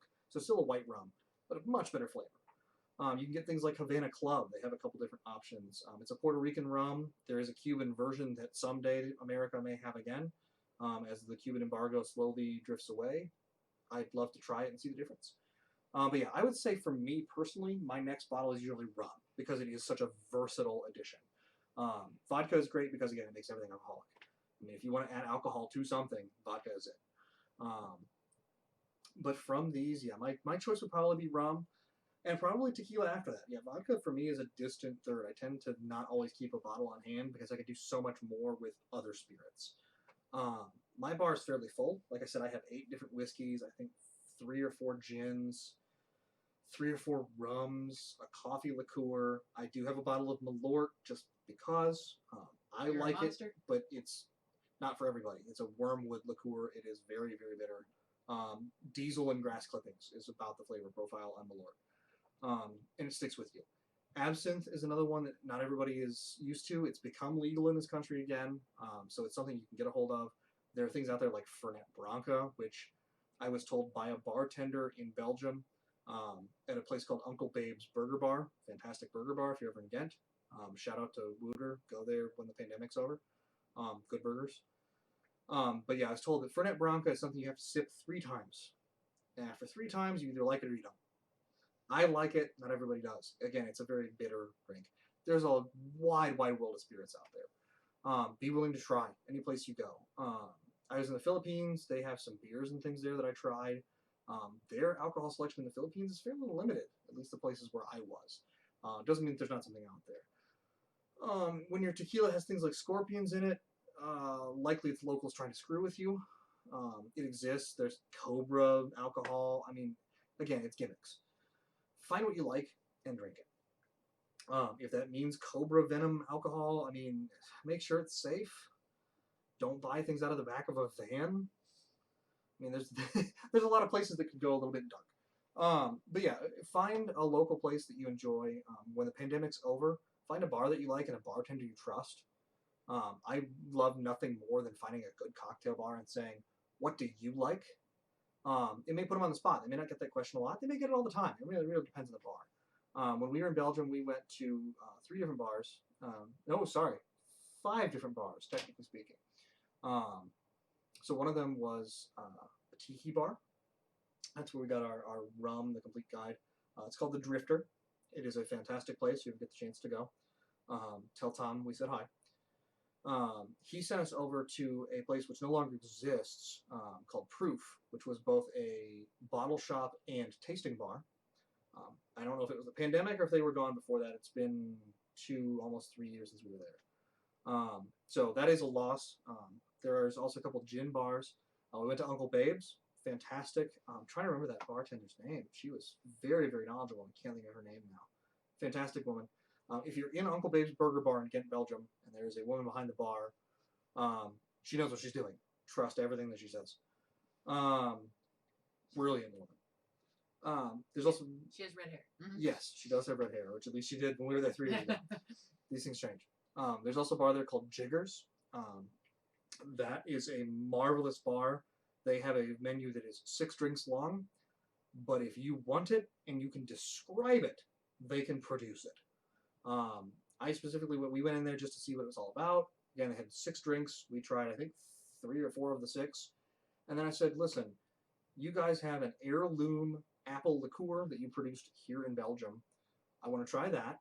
And I want something that is herbal. I like something a little bit earthy.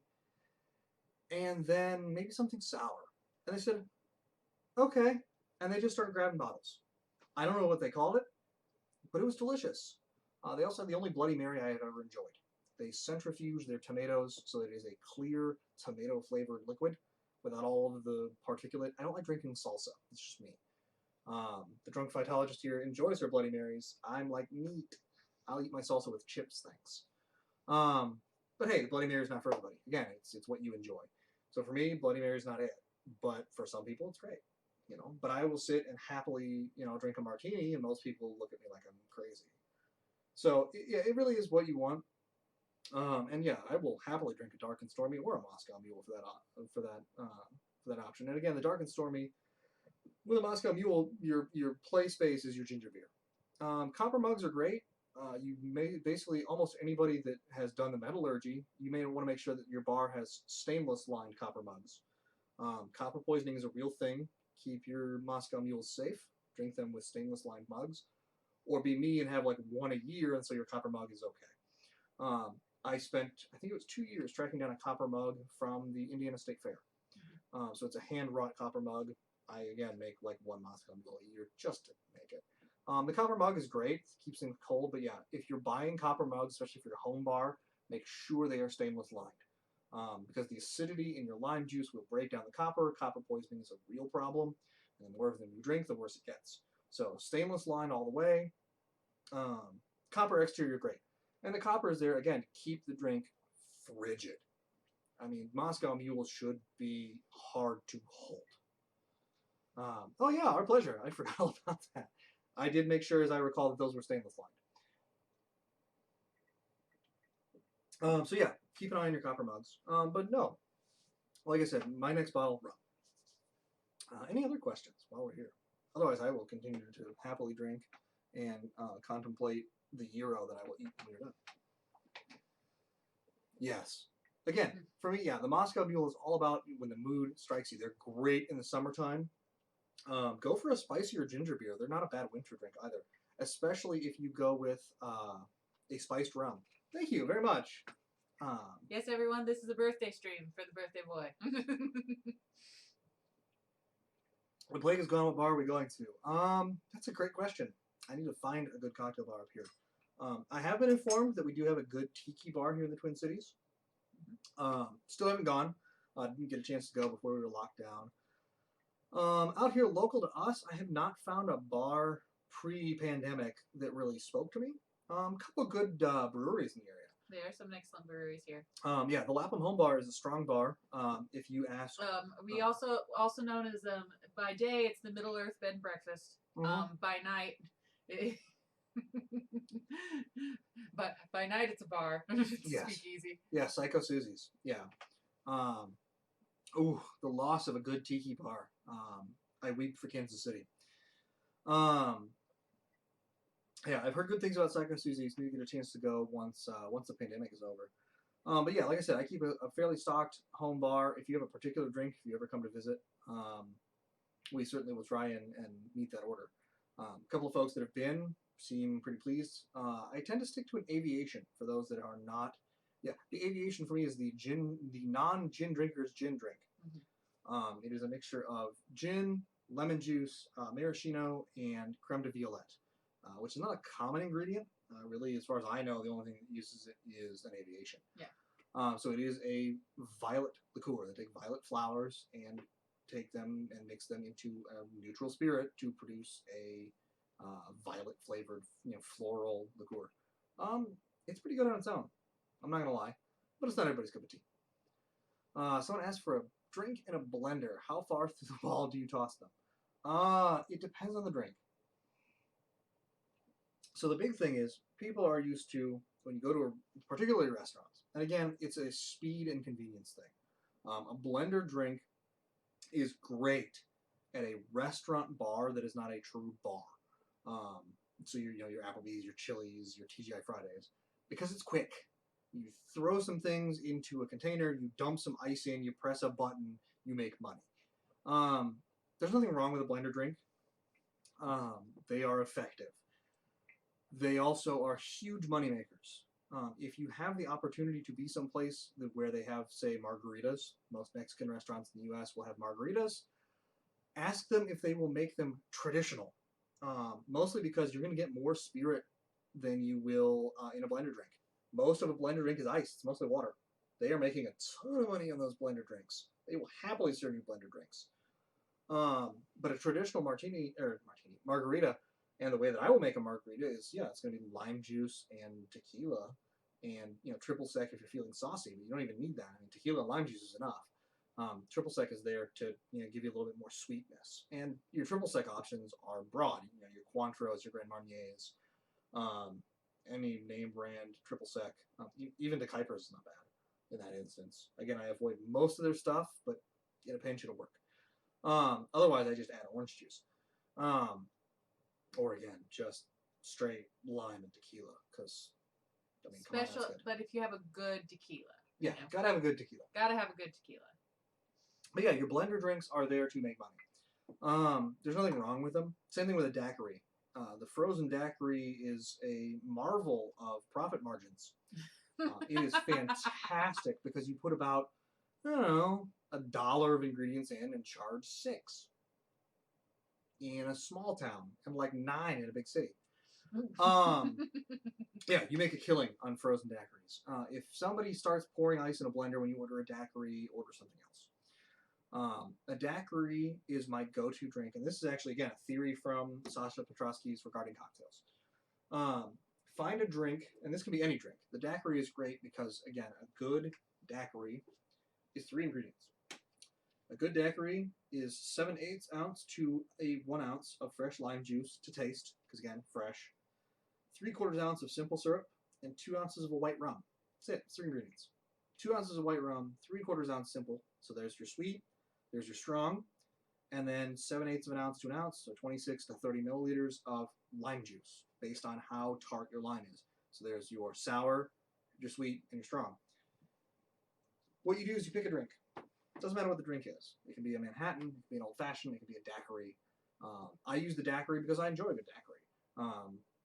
I don't have fresh lime juice on hand, and I haven't made simple syrup in a while. If I did, I'd make a daiquiri.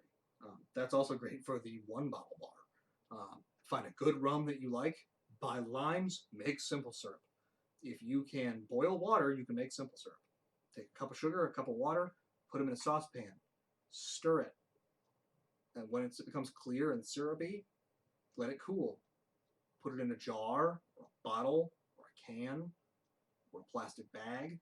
It really doesn't matter. A container. Leave it in the saucepan if you're going to use it quickly. I don't care. There's your simple syrup. That, lime juice, rum, white rum. Take your pick. I like Diplomatico because I like the oak, because I like whiskey. That's your daiquiri. Learn what a good, balanced daiquiri tastes like. Or an old-fashioned, or a gin and tonic, or a martini. Take your drink. Find a drink. Make it to the spec that you enjoy. Then, when you go to bars, if you've never been to the bar, that's your first drink. Order a daiquiri. Order a Manhattan. Order a gin and tonic. If it tastes good, stay at that bar. See what else they've got. If it's not right, walk away. There's no shame in walking away. There's another bar in town. I've been to a lot of tiny towns. Almost all of them have at least 2 bars. And usually 2 churches. And at least 1 gas station. Maybe a post office. But odds are good there's at least 2 bars in town. Because of that one time with the fight. There's always another bar. If there's not, there's a bar 5 miles up the road. Find the bar that fits you, that makes the drinks you enjoy well. Keep them in business. Because there are days where you don't want to spend the time to get things out, and you just want to sit down, order something, and a minute later have a drink in your hand. So absolutely find a bar. And again, for me, the go-to is the daiquiri. When I was in the Philippines, it was a hotel bar. 50-50 on your hotel bars. I sat down, the first thing I ordered was a daiquiri. There was no blender. That's already like 80% of the way there for me. White rum, fresh limes, because you're in the tropics, they're going to have fresh limes. Good homemade simple syrup. It's a fantastic daiquiri. From there, I was like, great, I can trust this bar. I don't have to find another bar. Hotel bar here is solid. Had a daiquiri, sat and watched the sunset over Manila Bay. It's great. Other bars I've been in, they start pulling out the blender, and I'm like, never mind, just bring me a Jack and Coke. You can handle pouring alcohol into a glass. Experimenting with simple syrups. Probably what I do in 2021. Best old-fashioned Kansas City Earl Grey simple syrup. Yeah, absolutely. Simple syrup is exactly what it says on the tin. It is simple syrup. At its core, it is a 1-to-1, or if you want a rich syrup, a 2-to-1 sugar to water ratio. From there, go nuts. I mean, really, add whatever you want. An Earl Grey simple syrup could be fantastic. There's a lot of drinks I could see that going well. Old-fashioned would be fantastic. However, I mean, I could see a simple syrup like that being good in a lot of drinks. Even a gin and tonic on Earl Grey could be good because of your bergamot is a citrus. Bergamot is a type of lime. So surprisingly, an Earl Grey would do well in a gin and tonic. It would stand up well to a lime flavor. So yeah, you can absolutely go nuts with that. I'm also preferential to, if you like, once you're good with simples, the next thing to go for is shrub. So you take your cup of sugar, take your choice of sugar, if it's Demerara, if it's brown, if it's white, if it's raw, your water, add a cup of vinegar, add some herbs. Shrub is a beautiful addition, and the other nice part with shrub, if you don't have a soda stream or another carbonation source, look into shrub, because you're going to have your acidity, you're going to have your sweetness, you're going to have your water. Get a club soda or a tonic water, add to that. It's homemade soda, and it takes very little shrub. I'm talking an ounce, 2 ounces. And again, because vinegar is a broad spectrum thing, you have balsamics, you have apple ciders, you have whites, you have reds, you have rice wine vinegar. Pick your poison. Shrub is another great way to add flavor to a myriad of cocktails, as well as being a great homemade soda source. I mean, I can make a pint jar of shrub, and I can get probably 20 drinks out of it, and it takes me half an hour. And that includes finding where I've left my vinegar. So the citrus bergamia, the Bergamot Orange, is a fragrant citrus. Sorry. Yes, is a fragrant citrus fruit the size of an orange, but is yellow or green in color, similar to a lime, depending on ripeness. And so Key component in Earl Grey. Yes, genetic research into the ancestral origins of the citrus cultivars began with the Bergamot Orange is probably a hybrid of a lemon and bitter orange. So most of our citrus, which we eat on a regular basis, are all hybrids of different species. Okay, and so the vast majority. And so extracts have been used to scent food, perfumes, cosmetics, and the use on the skin can increase photosensitivity, resulting in greater damage from sun exposure. So if you're making your Earl Grey by hand and adding your own bergamot, be careful of your sun exposure.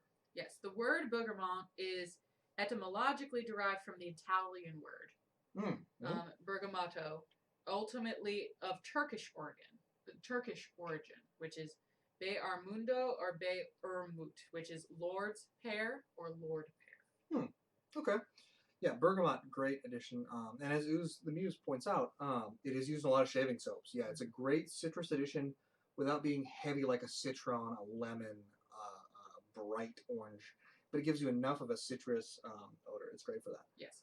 It is a small tree, and that it blooms a lot of citrus are small. Yes, a lot of citrus are small. Blooms during the winter. Juice tastes less sour than a lemon, but more bitter than a grapefruit. And so usually its essence is extracted from the skin of the fruit. And same with your oranges with your orange twist, where you literally twist your orange peel over top of a cocktail. And that is used to flavor Earl Grey and Lady Grey's cheese, as well as confectionery, including Turkish Delight. Yes. Used to make marmalade, particularly in Italy and Sweden and Norway. Bergamot is a common flavorant in a smokeless tobacco product, as well as dry nasal snuff. But it's very commonly used in perfume.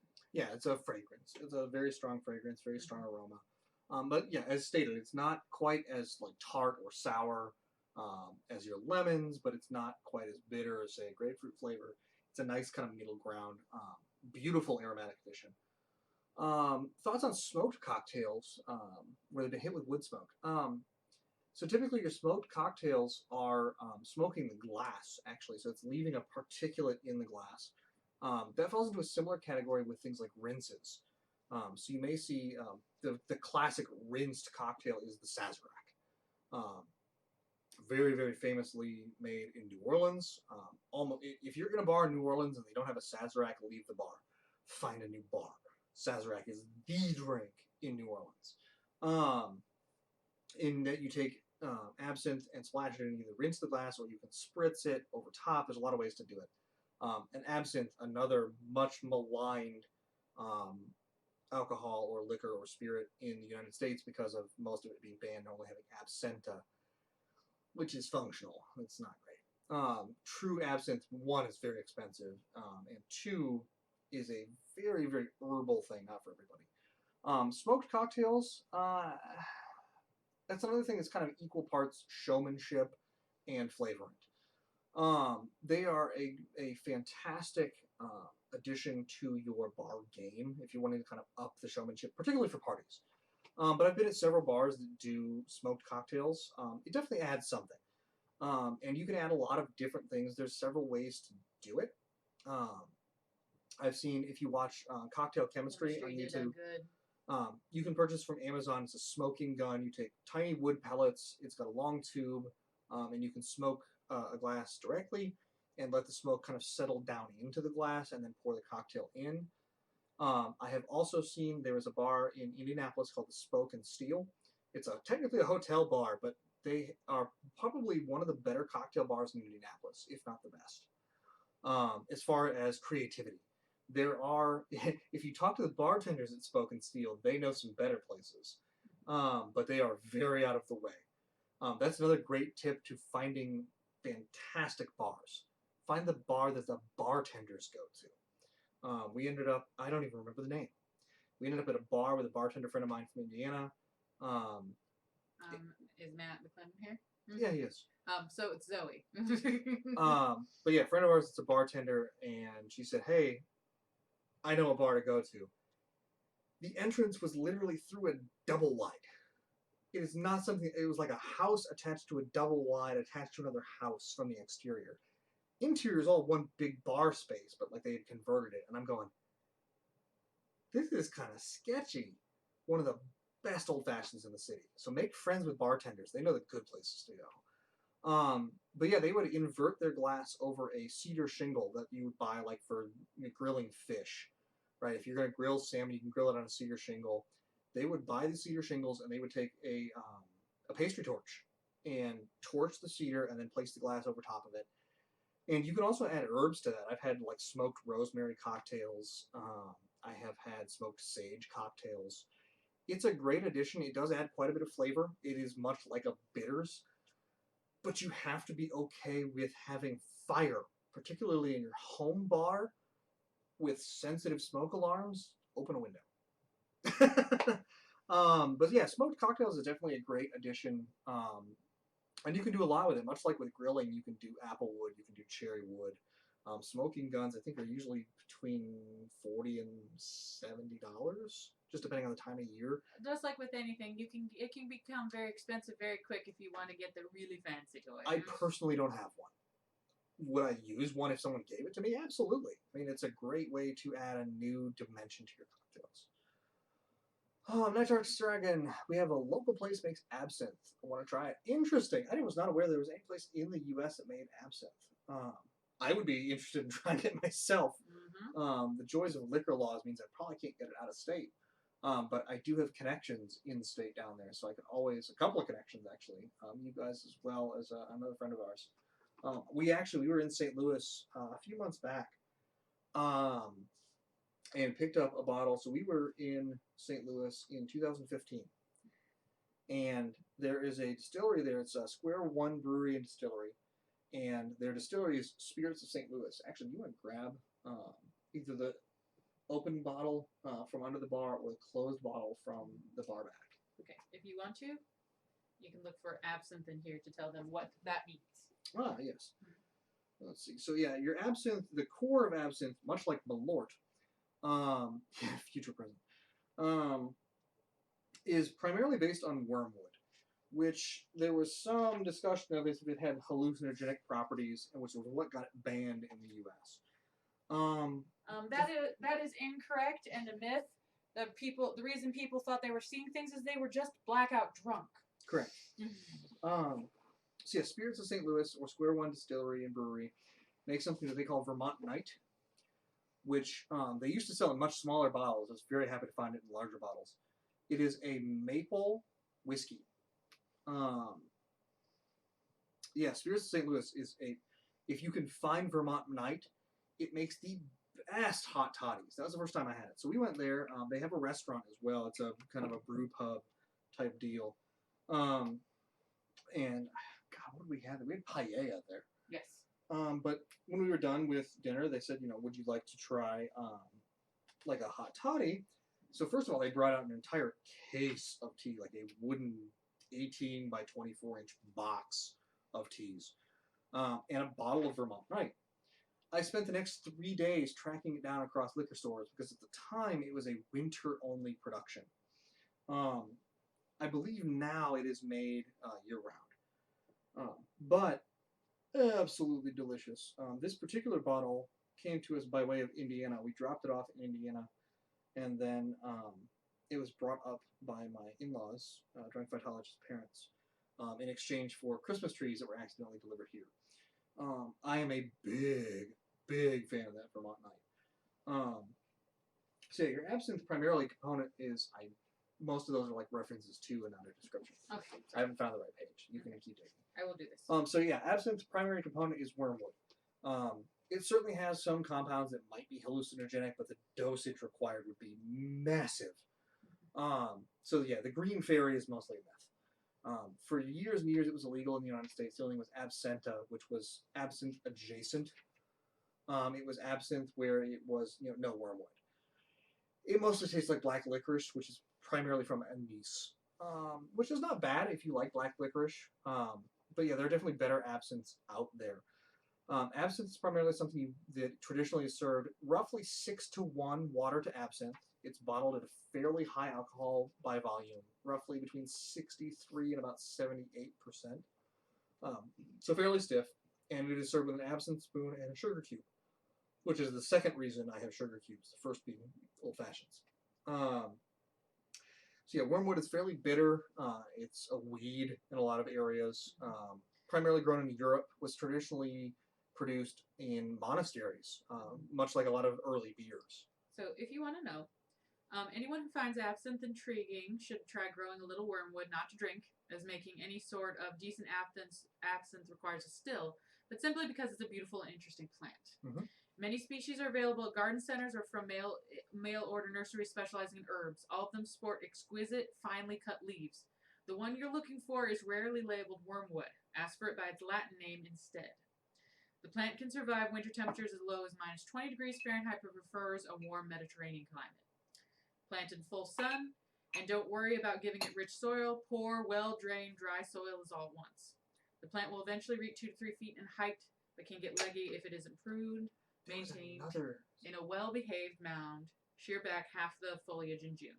There's another herbal spirit that the Romans drank out of existence, and yes. I will not come to me right now, but wormwood isn't recommended as a cocktail mixer because the flavors are harsh and difficult to manage in a drink.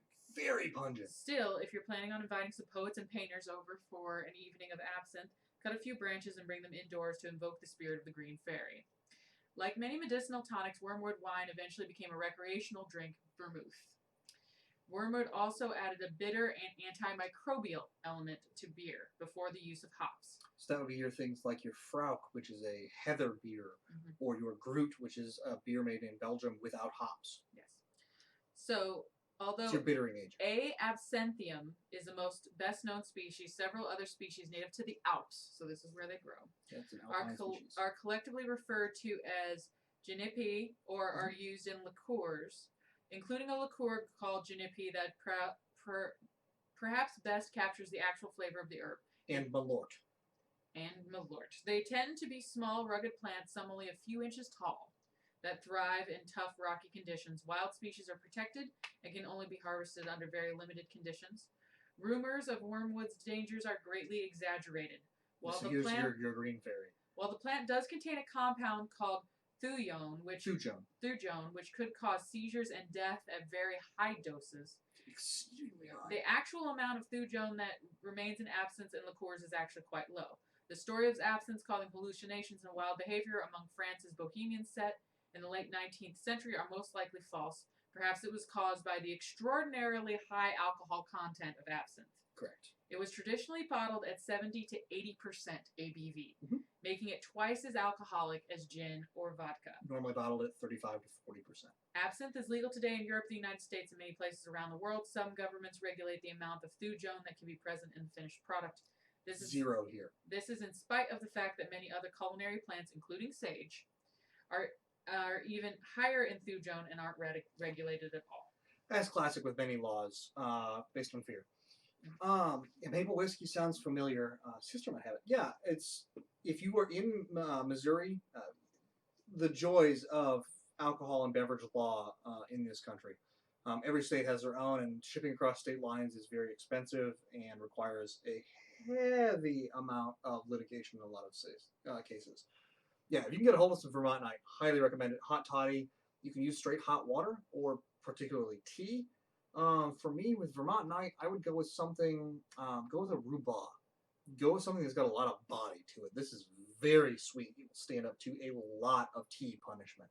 Earl Grey would be great. Rhubarb would be great. I mean, really strong black teas will stand up to this very well. Green tea will disappear with the spirit. Without naming names, what is the worst cocktail that has been served to me? So I will name names. It was my own. I've made some bad cocktails. It takes practice like anything else. I've mentioned Malort several times. Jepson's Malort is a long-standing tradition in Chicago. Go to any Chicago bar, odds are good they have it, particularly if the Cubs season is about to start. shots of Malort are a common thing with the Cubs. There's a lot of history to get into. Malort tastes terrible for most people.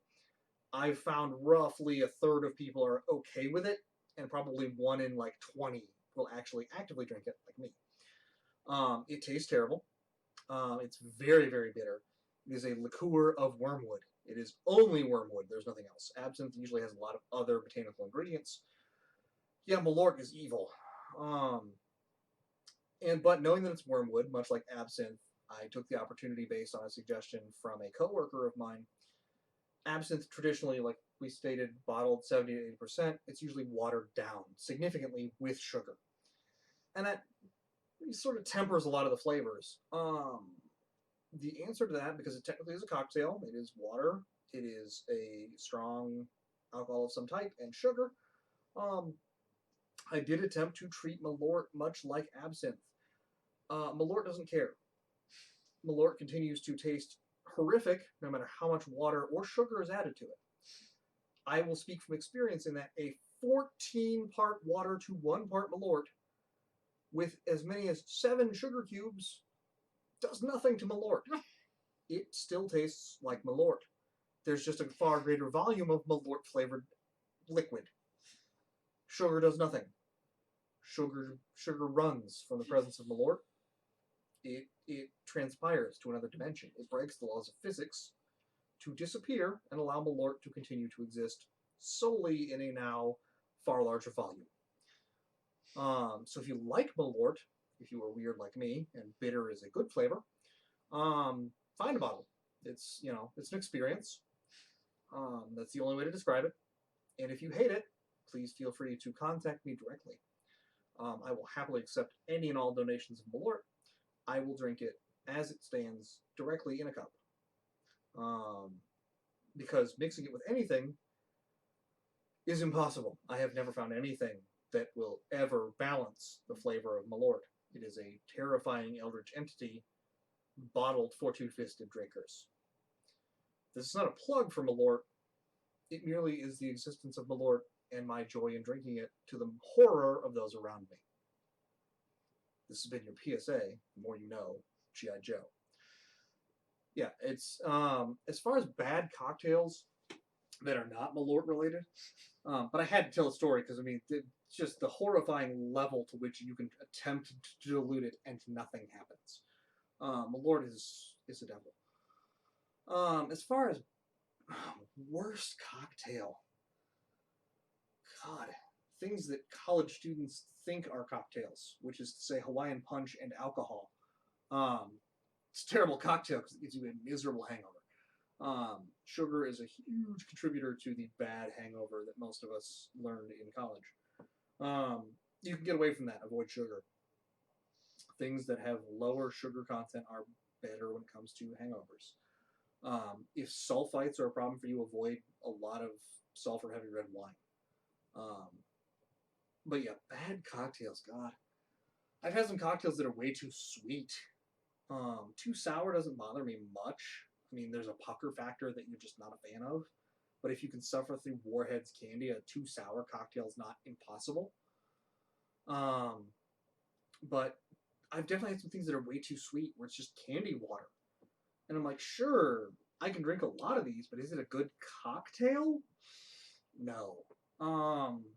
So yeah, there's something to be said for the whole poo-pooing on fruity cocktails. There's a ton of tiki drinks that are really fruity, but are really well balanced. If you're looking for a drink that I think could probably be messed up easily by making it too sweet, look into places that serve Navy grog. It's a tiki drink. It's pretty common in the tiki circles, but it can very easily be too sweet. There's definitely some options out there, but yeah, bad cocktails. Just poorly balanced. At the end of the day, a cocktail's a cocktail. It's even a bad one is probably palatable. But yeah, really weak, too sweet is very easy to do, especially restaurant bars. Because for most people, sweet is something that the human body craves. If you can pour sugar into a human mouth, it will happily accept it. Drinking Scotch neat is a good way to avoid hangover for the most part. There are definitely scotches that will probably be harder on you than others. Some of that is smoke content from peat. Some of that may be the grain in use. Because again, it's at the end of the day, there are still sugars. Any alcohol has some sugar in it. The yeast, no matter how hard they work, will not get all of the sugar out of their initial solution. They will work their darndest until the alcohol overwhelms them and they're not able to produce any further alcohol by fermentation. There will still be sugar left. It might be minute, but there will still be sugar left. Neat scotch is a good way to avoid most hangovers, but again, you may have some sulfites, and smoking, especially heavy peat, things like the peat monster, and yes, that is a scotch. It is delicious if you enjoy peat smoke. The way that scotch is traditionally made, one, it has to be in Scotland, using only water and grains from Scotland. At least the water part. The grains, don't quote me. Water, yes. It is water, grains, and yeast. I mean, that is the core of it. And then just distillation and time. So you have what's called your malt, which is your grain. They will lay it out in a large floor with many, many tiny, tiny holes in the floor. And they will allow the grains to begin to sprout or malt. And that process is halted by the addition of smoke, traditionally from peat, harvested from peat bogs. Peat bogs are native to the Highlands of Scotland, and the lowlands particularly. It is a thick mat of biological material, heavy, heavy carbon sink, burns for a very long period of time, produces a very thick smoke, has a very pungent aroma and flavor. Some of your Islas and your Highland scotches are well known for their peat flavor. That's where your peat monster comes from. It is a Highland scotch. And that smoke halts the grain from growing any further. So that growth process releases a lot of the sugars, and the smoke is added. So back to your smoked cocktails, your smoke in your scotch comes from the process of halting the malting of traditionally your barley, wheats, and ryes, depending on your grain malt, your grain bill. Traditionally, it's going to be a lot of barley and wheat. Apologies for the cat flinging things. It happens. So yeah, a lot of barley, wheat, some rye. Your rye whiskey, depending on the country, may have more or less. Yeah, whiskey is more about the age than anything else. Whiskey is just aged vodka, if you want to get particular. It's a grain spirit that has been flavored by the particular mixture of grains and aging in and traditionally either an oak barrel. Some are then aged further in barrels that have already been used, be that a sherry barrel, a port barrel, a red wine barrel like a Burgundy. Some may be used as beer barrels. You may have bourbon that then goes to a brewery for beer aging and then is used further for whiskey aging. Jameson famously has their Caskmates series that use both stout and IPA barrels as part of their aging process. And it does change the flavor. So yeah, there's a lot of scotch out there. Like any alcohol, there is a broad spectrum available. So yeah, scotch neat is definitely a way to, or any spirit neat for that matter, is a great way to avoid most hangover problems. Yeah, your hangovers are your sugar. 9 times out of 10 it's your sugar, and that 10th time is usually sulfite. I'm not saying drink heavily. That will still result in a hangover regardless. Your body does not like being poisoned in large quantities. Alcohol is technically still toxic. It is a poison. It's just a poison we've gotten used to and enjoy. Much like a lot of things we eat. So yeah, I mean Scotch neat is definitely a great choice. Any spirit neat, gin, rum, rye, Scotch, even your Vermont Night maple flavored whiskeys. Great neat. Don't get me wrong. Vermouth neat can totally be drank. I have tasted and drank bitters or lime juice or tonic neat. Knowing your flavors, much like cooking, much like baking, knowing your flavors can be very, very important to your process. It's a great part of learning about cocktails, is learning what things taste like. Be willing to try, be willing to taste. If you're someplace new when the pandemic is over, find out what the locals drink. Is there a particular cocktail? Is there a particular spirit? Do they have a local brand of gin or whiskey that is particular, like Vermont Night, where it's only available in the state of Missouri? Pick up a bottle. You personally, if it's for personal consumption, can transport across state lines. You can't distribute across state lines without spending a lot of money. Minnesota has quite a few spirits. Illinois has spirits. Wisconsin, Missouri, Oregon. Any place in the Midwest tend to has a lot of spirits. Midwest has a lot of spirits. More and more distilleries cropping up every day. Huge number of breweries, same kind of thing. So yeah, find your local stuff. Like anything else, I mean, your local, and you may find with your gin, I don't like gin. Find a local gin that meets your palate, and support them. Keep that gin in business. Keep that distillery running. I mean, Far North is up in Skane Township. They are up in Halleck, Minnesota, which is northwestern Minnesota. So not super local to the Twin Cities. My studio distillery is actually right here in the Twin Cities. This is actually batch number 16 from St. Paul Studio Distilling. Yeah, I mean, keep those places in business. Keep the lights on at your local breweries. Despite everything else in this pandemic, if you can, find ways to support your true local businesses. It's good for them, good for you. It improves your economy in your local area. And find the spirits that work for you. I mean, there's a reason that my 3-bottle bar is Minnesota-based. If there was a vermouth from Minnesota, it would be here in place of the Dolan. Absolutely. It isn't, because there's no vermouth produced in Minnesota that I'm aware of. And Vermont, I go out of the way for, because, I mean, come on, how often do you get maple whiskey? And it's delicious.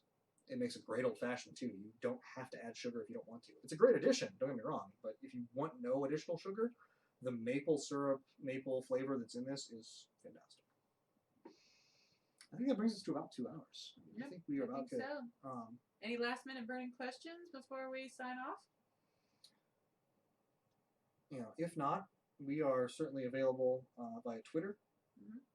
I'm at Takun363, so at TAKKUN363. I am on Twitter. I am available via Facebook if you know who I am and want to dig. But Twitter's probably the best way. At Drunk Phytologist, we'll get you to... At Drunk Phyto. Or Drunk Phyto, yes. We'll get you to the Drunk Phytologist. We will certainly answer questions. Stream will likely be available via YouTube at a later date if you want to rewatch and kind of follow along at home. Mm-hmm. Feel free. Pick up your own 3-bottle bar. I do streams about once a month, usually talking about anything and everything to do with plants. I think in the future we may do, I usually am drinking a cocktail, so we may have Ethan come on at the beginning of the stream to make the cocktail for you, and we'll talk about it a little bit before we get into the topic at hand. And so I've been trying to have different guests on to help with the various topics, but we'll probably see you all after the first of the year. So if we don't see you, Merry Christmas, Happy New Year, Happy New Hanukkah, Year. Happy Holidays, Merry Kwanzaa, Happy Festivus. We enjoy it all. So good to see y'all. We certainly will enjoy the remainder of a birthday. I've got a gyro and some seasoned fries waiting for me. Mm-hmm. So I'm going to dig into those here in just a moment. Our pleasure to be with you. Stay safe out there. Enjoy the pandemic much as it's worth. Hopefully over soon. Vaccine's coming. So good to see y'all. Happy to have you. We'll see you next time. Bye-bye.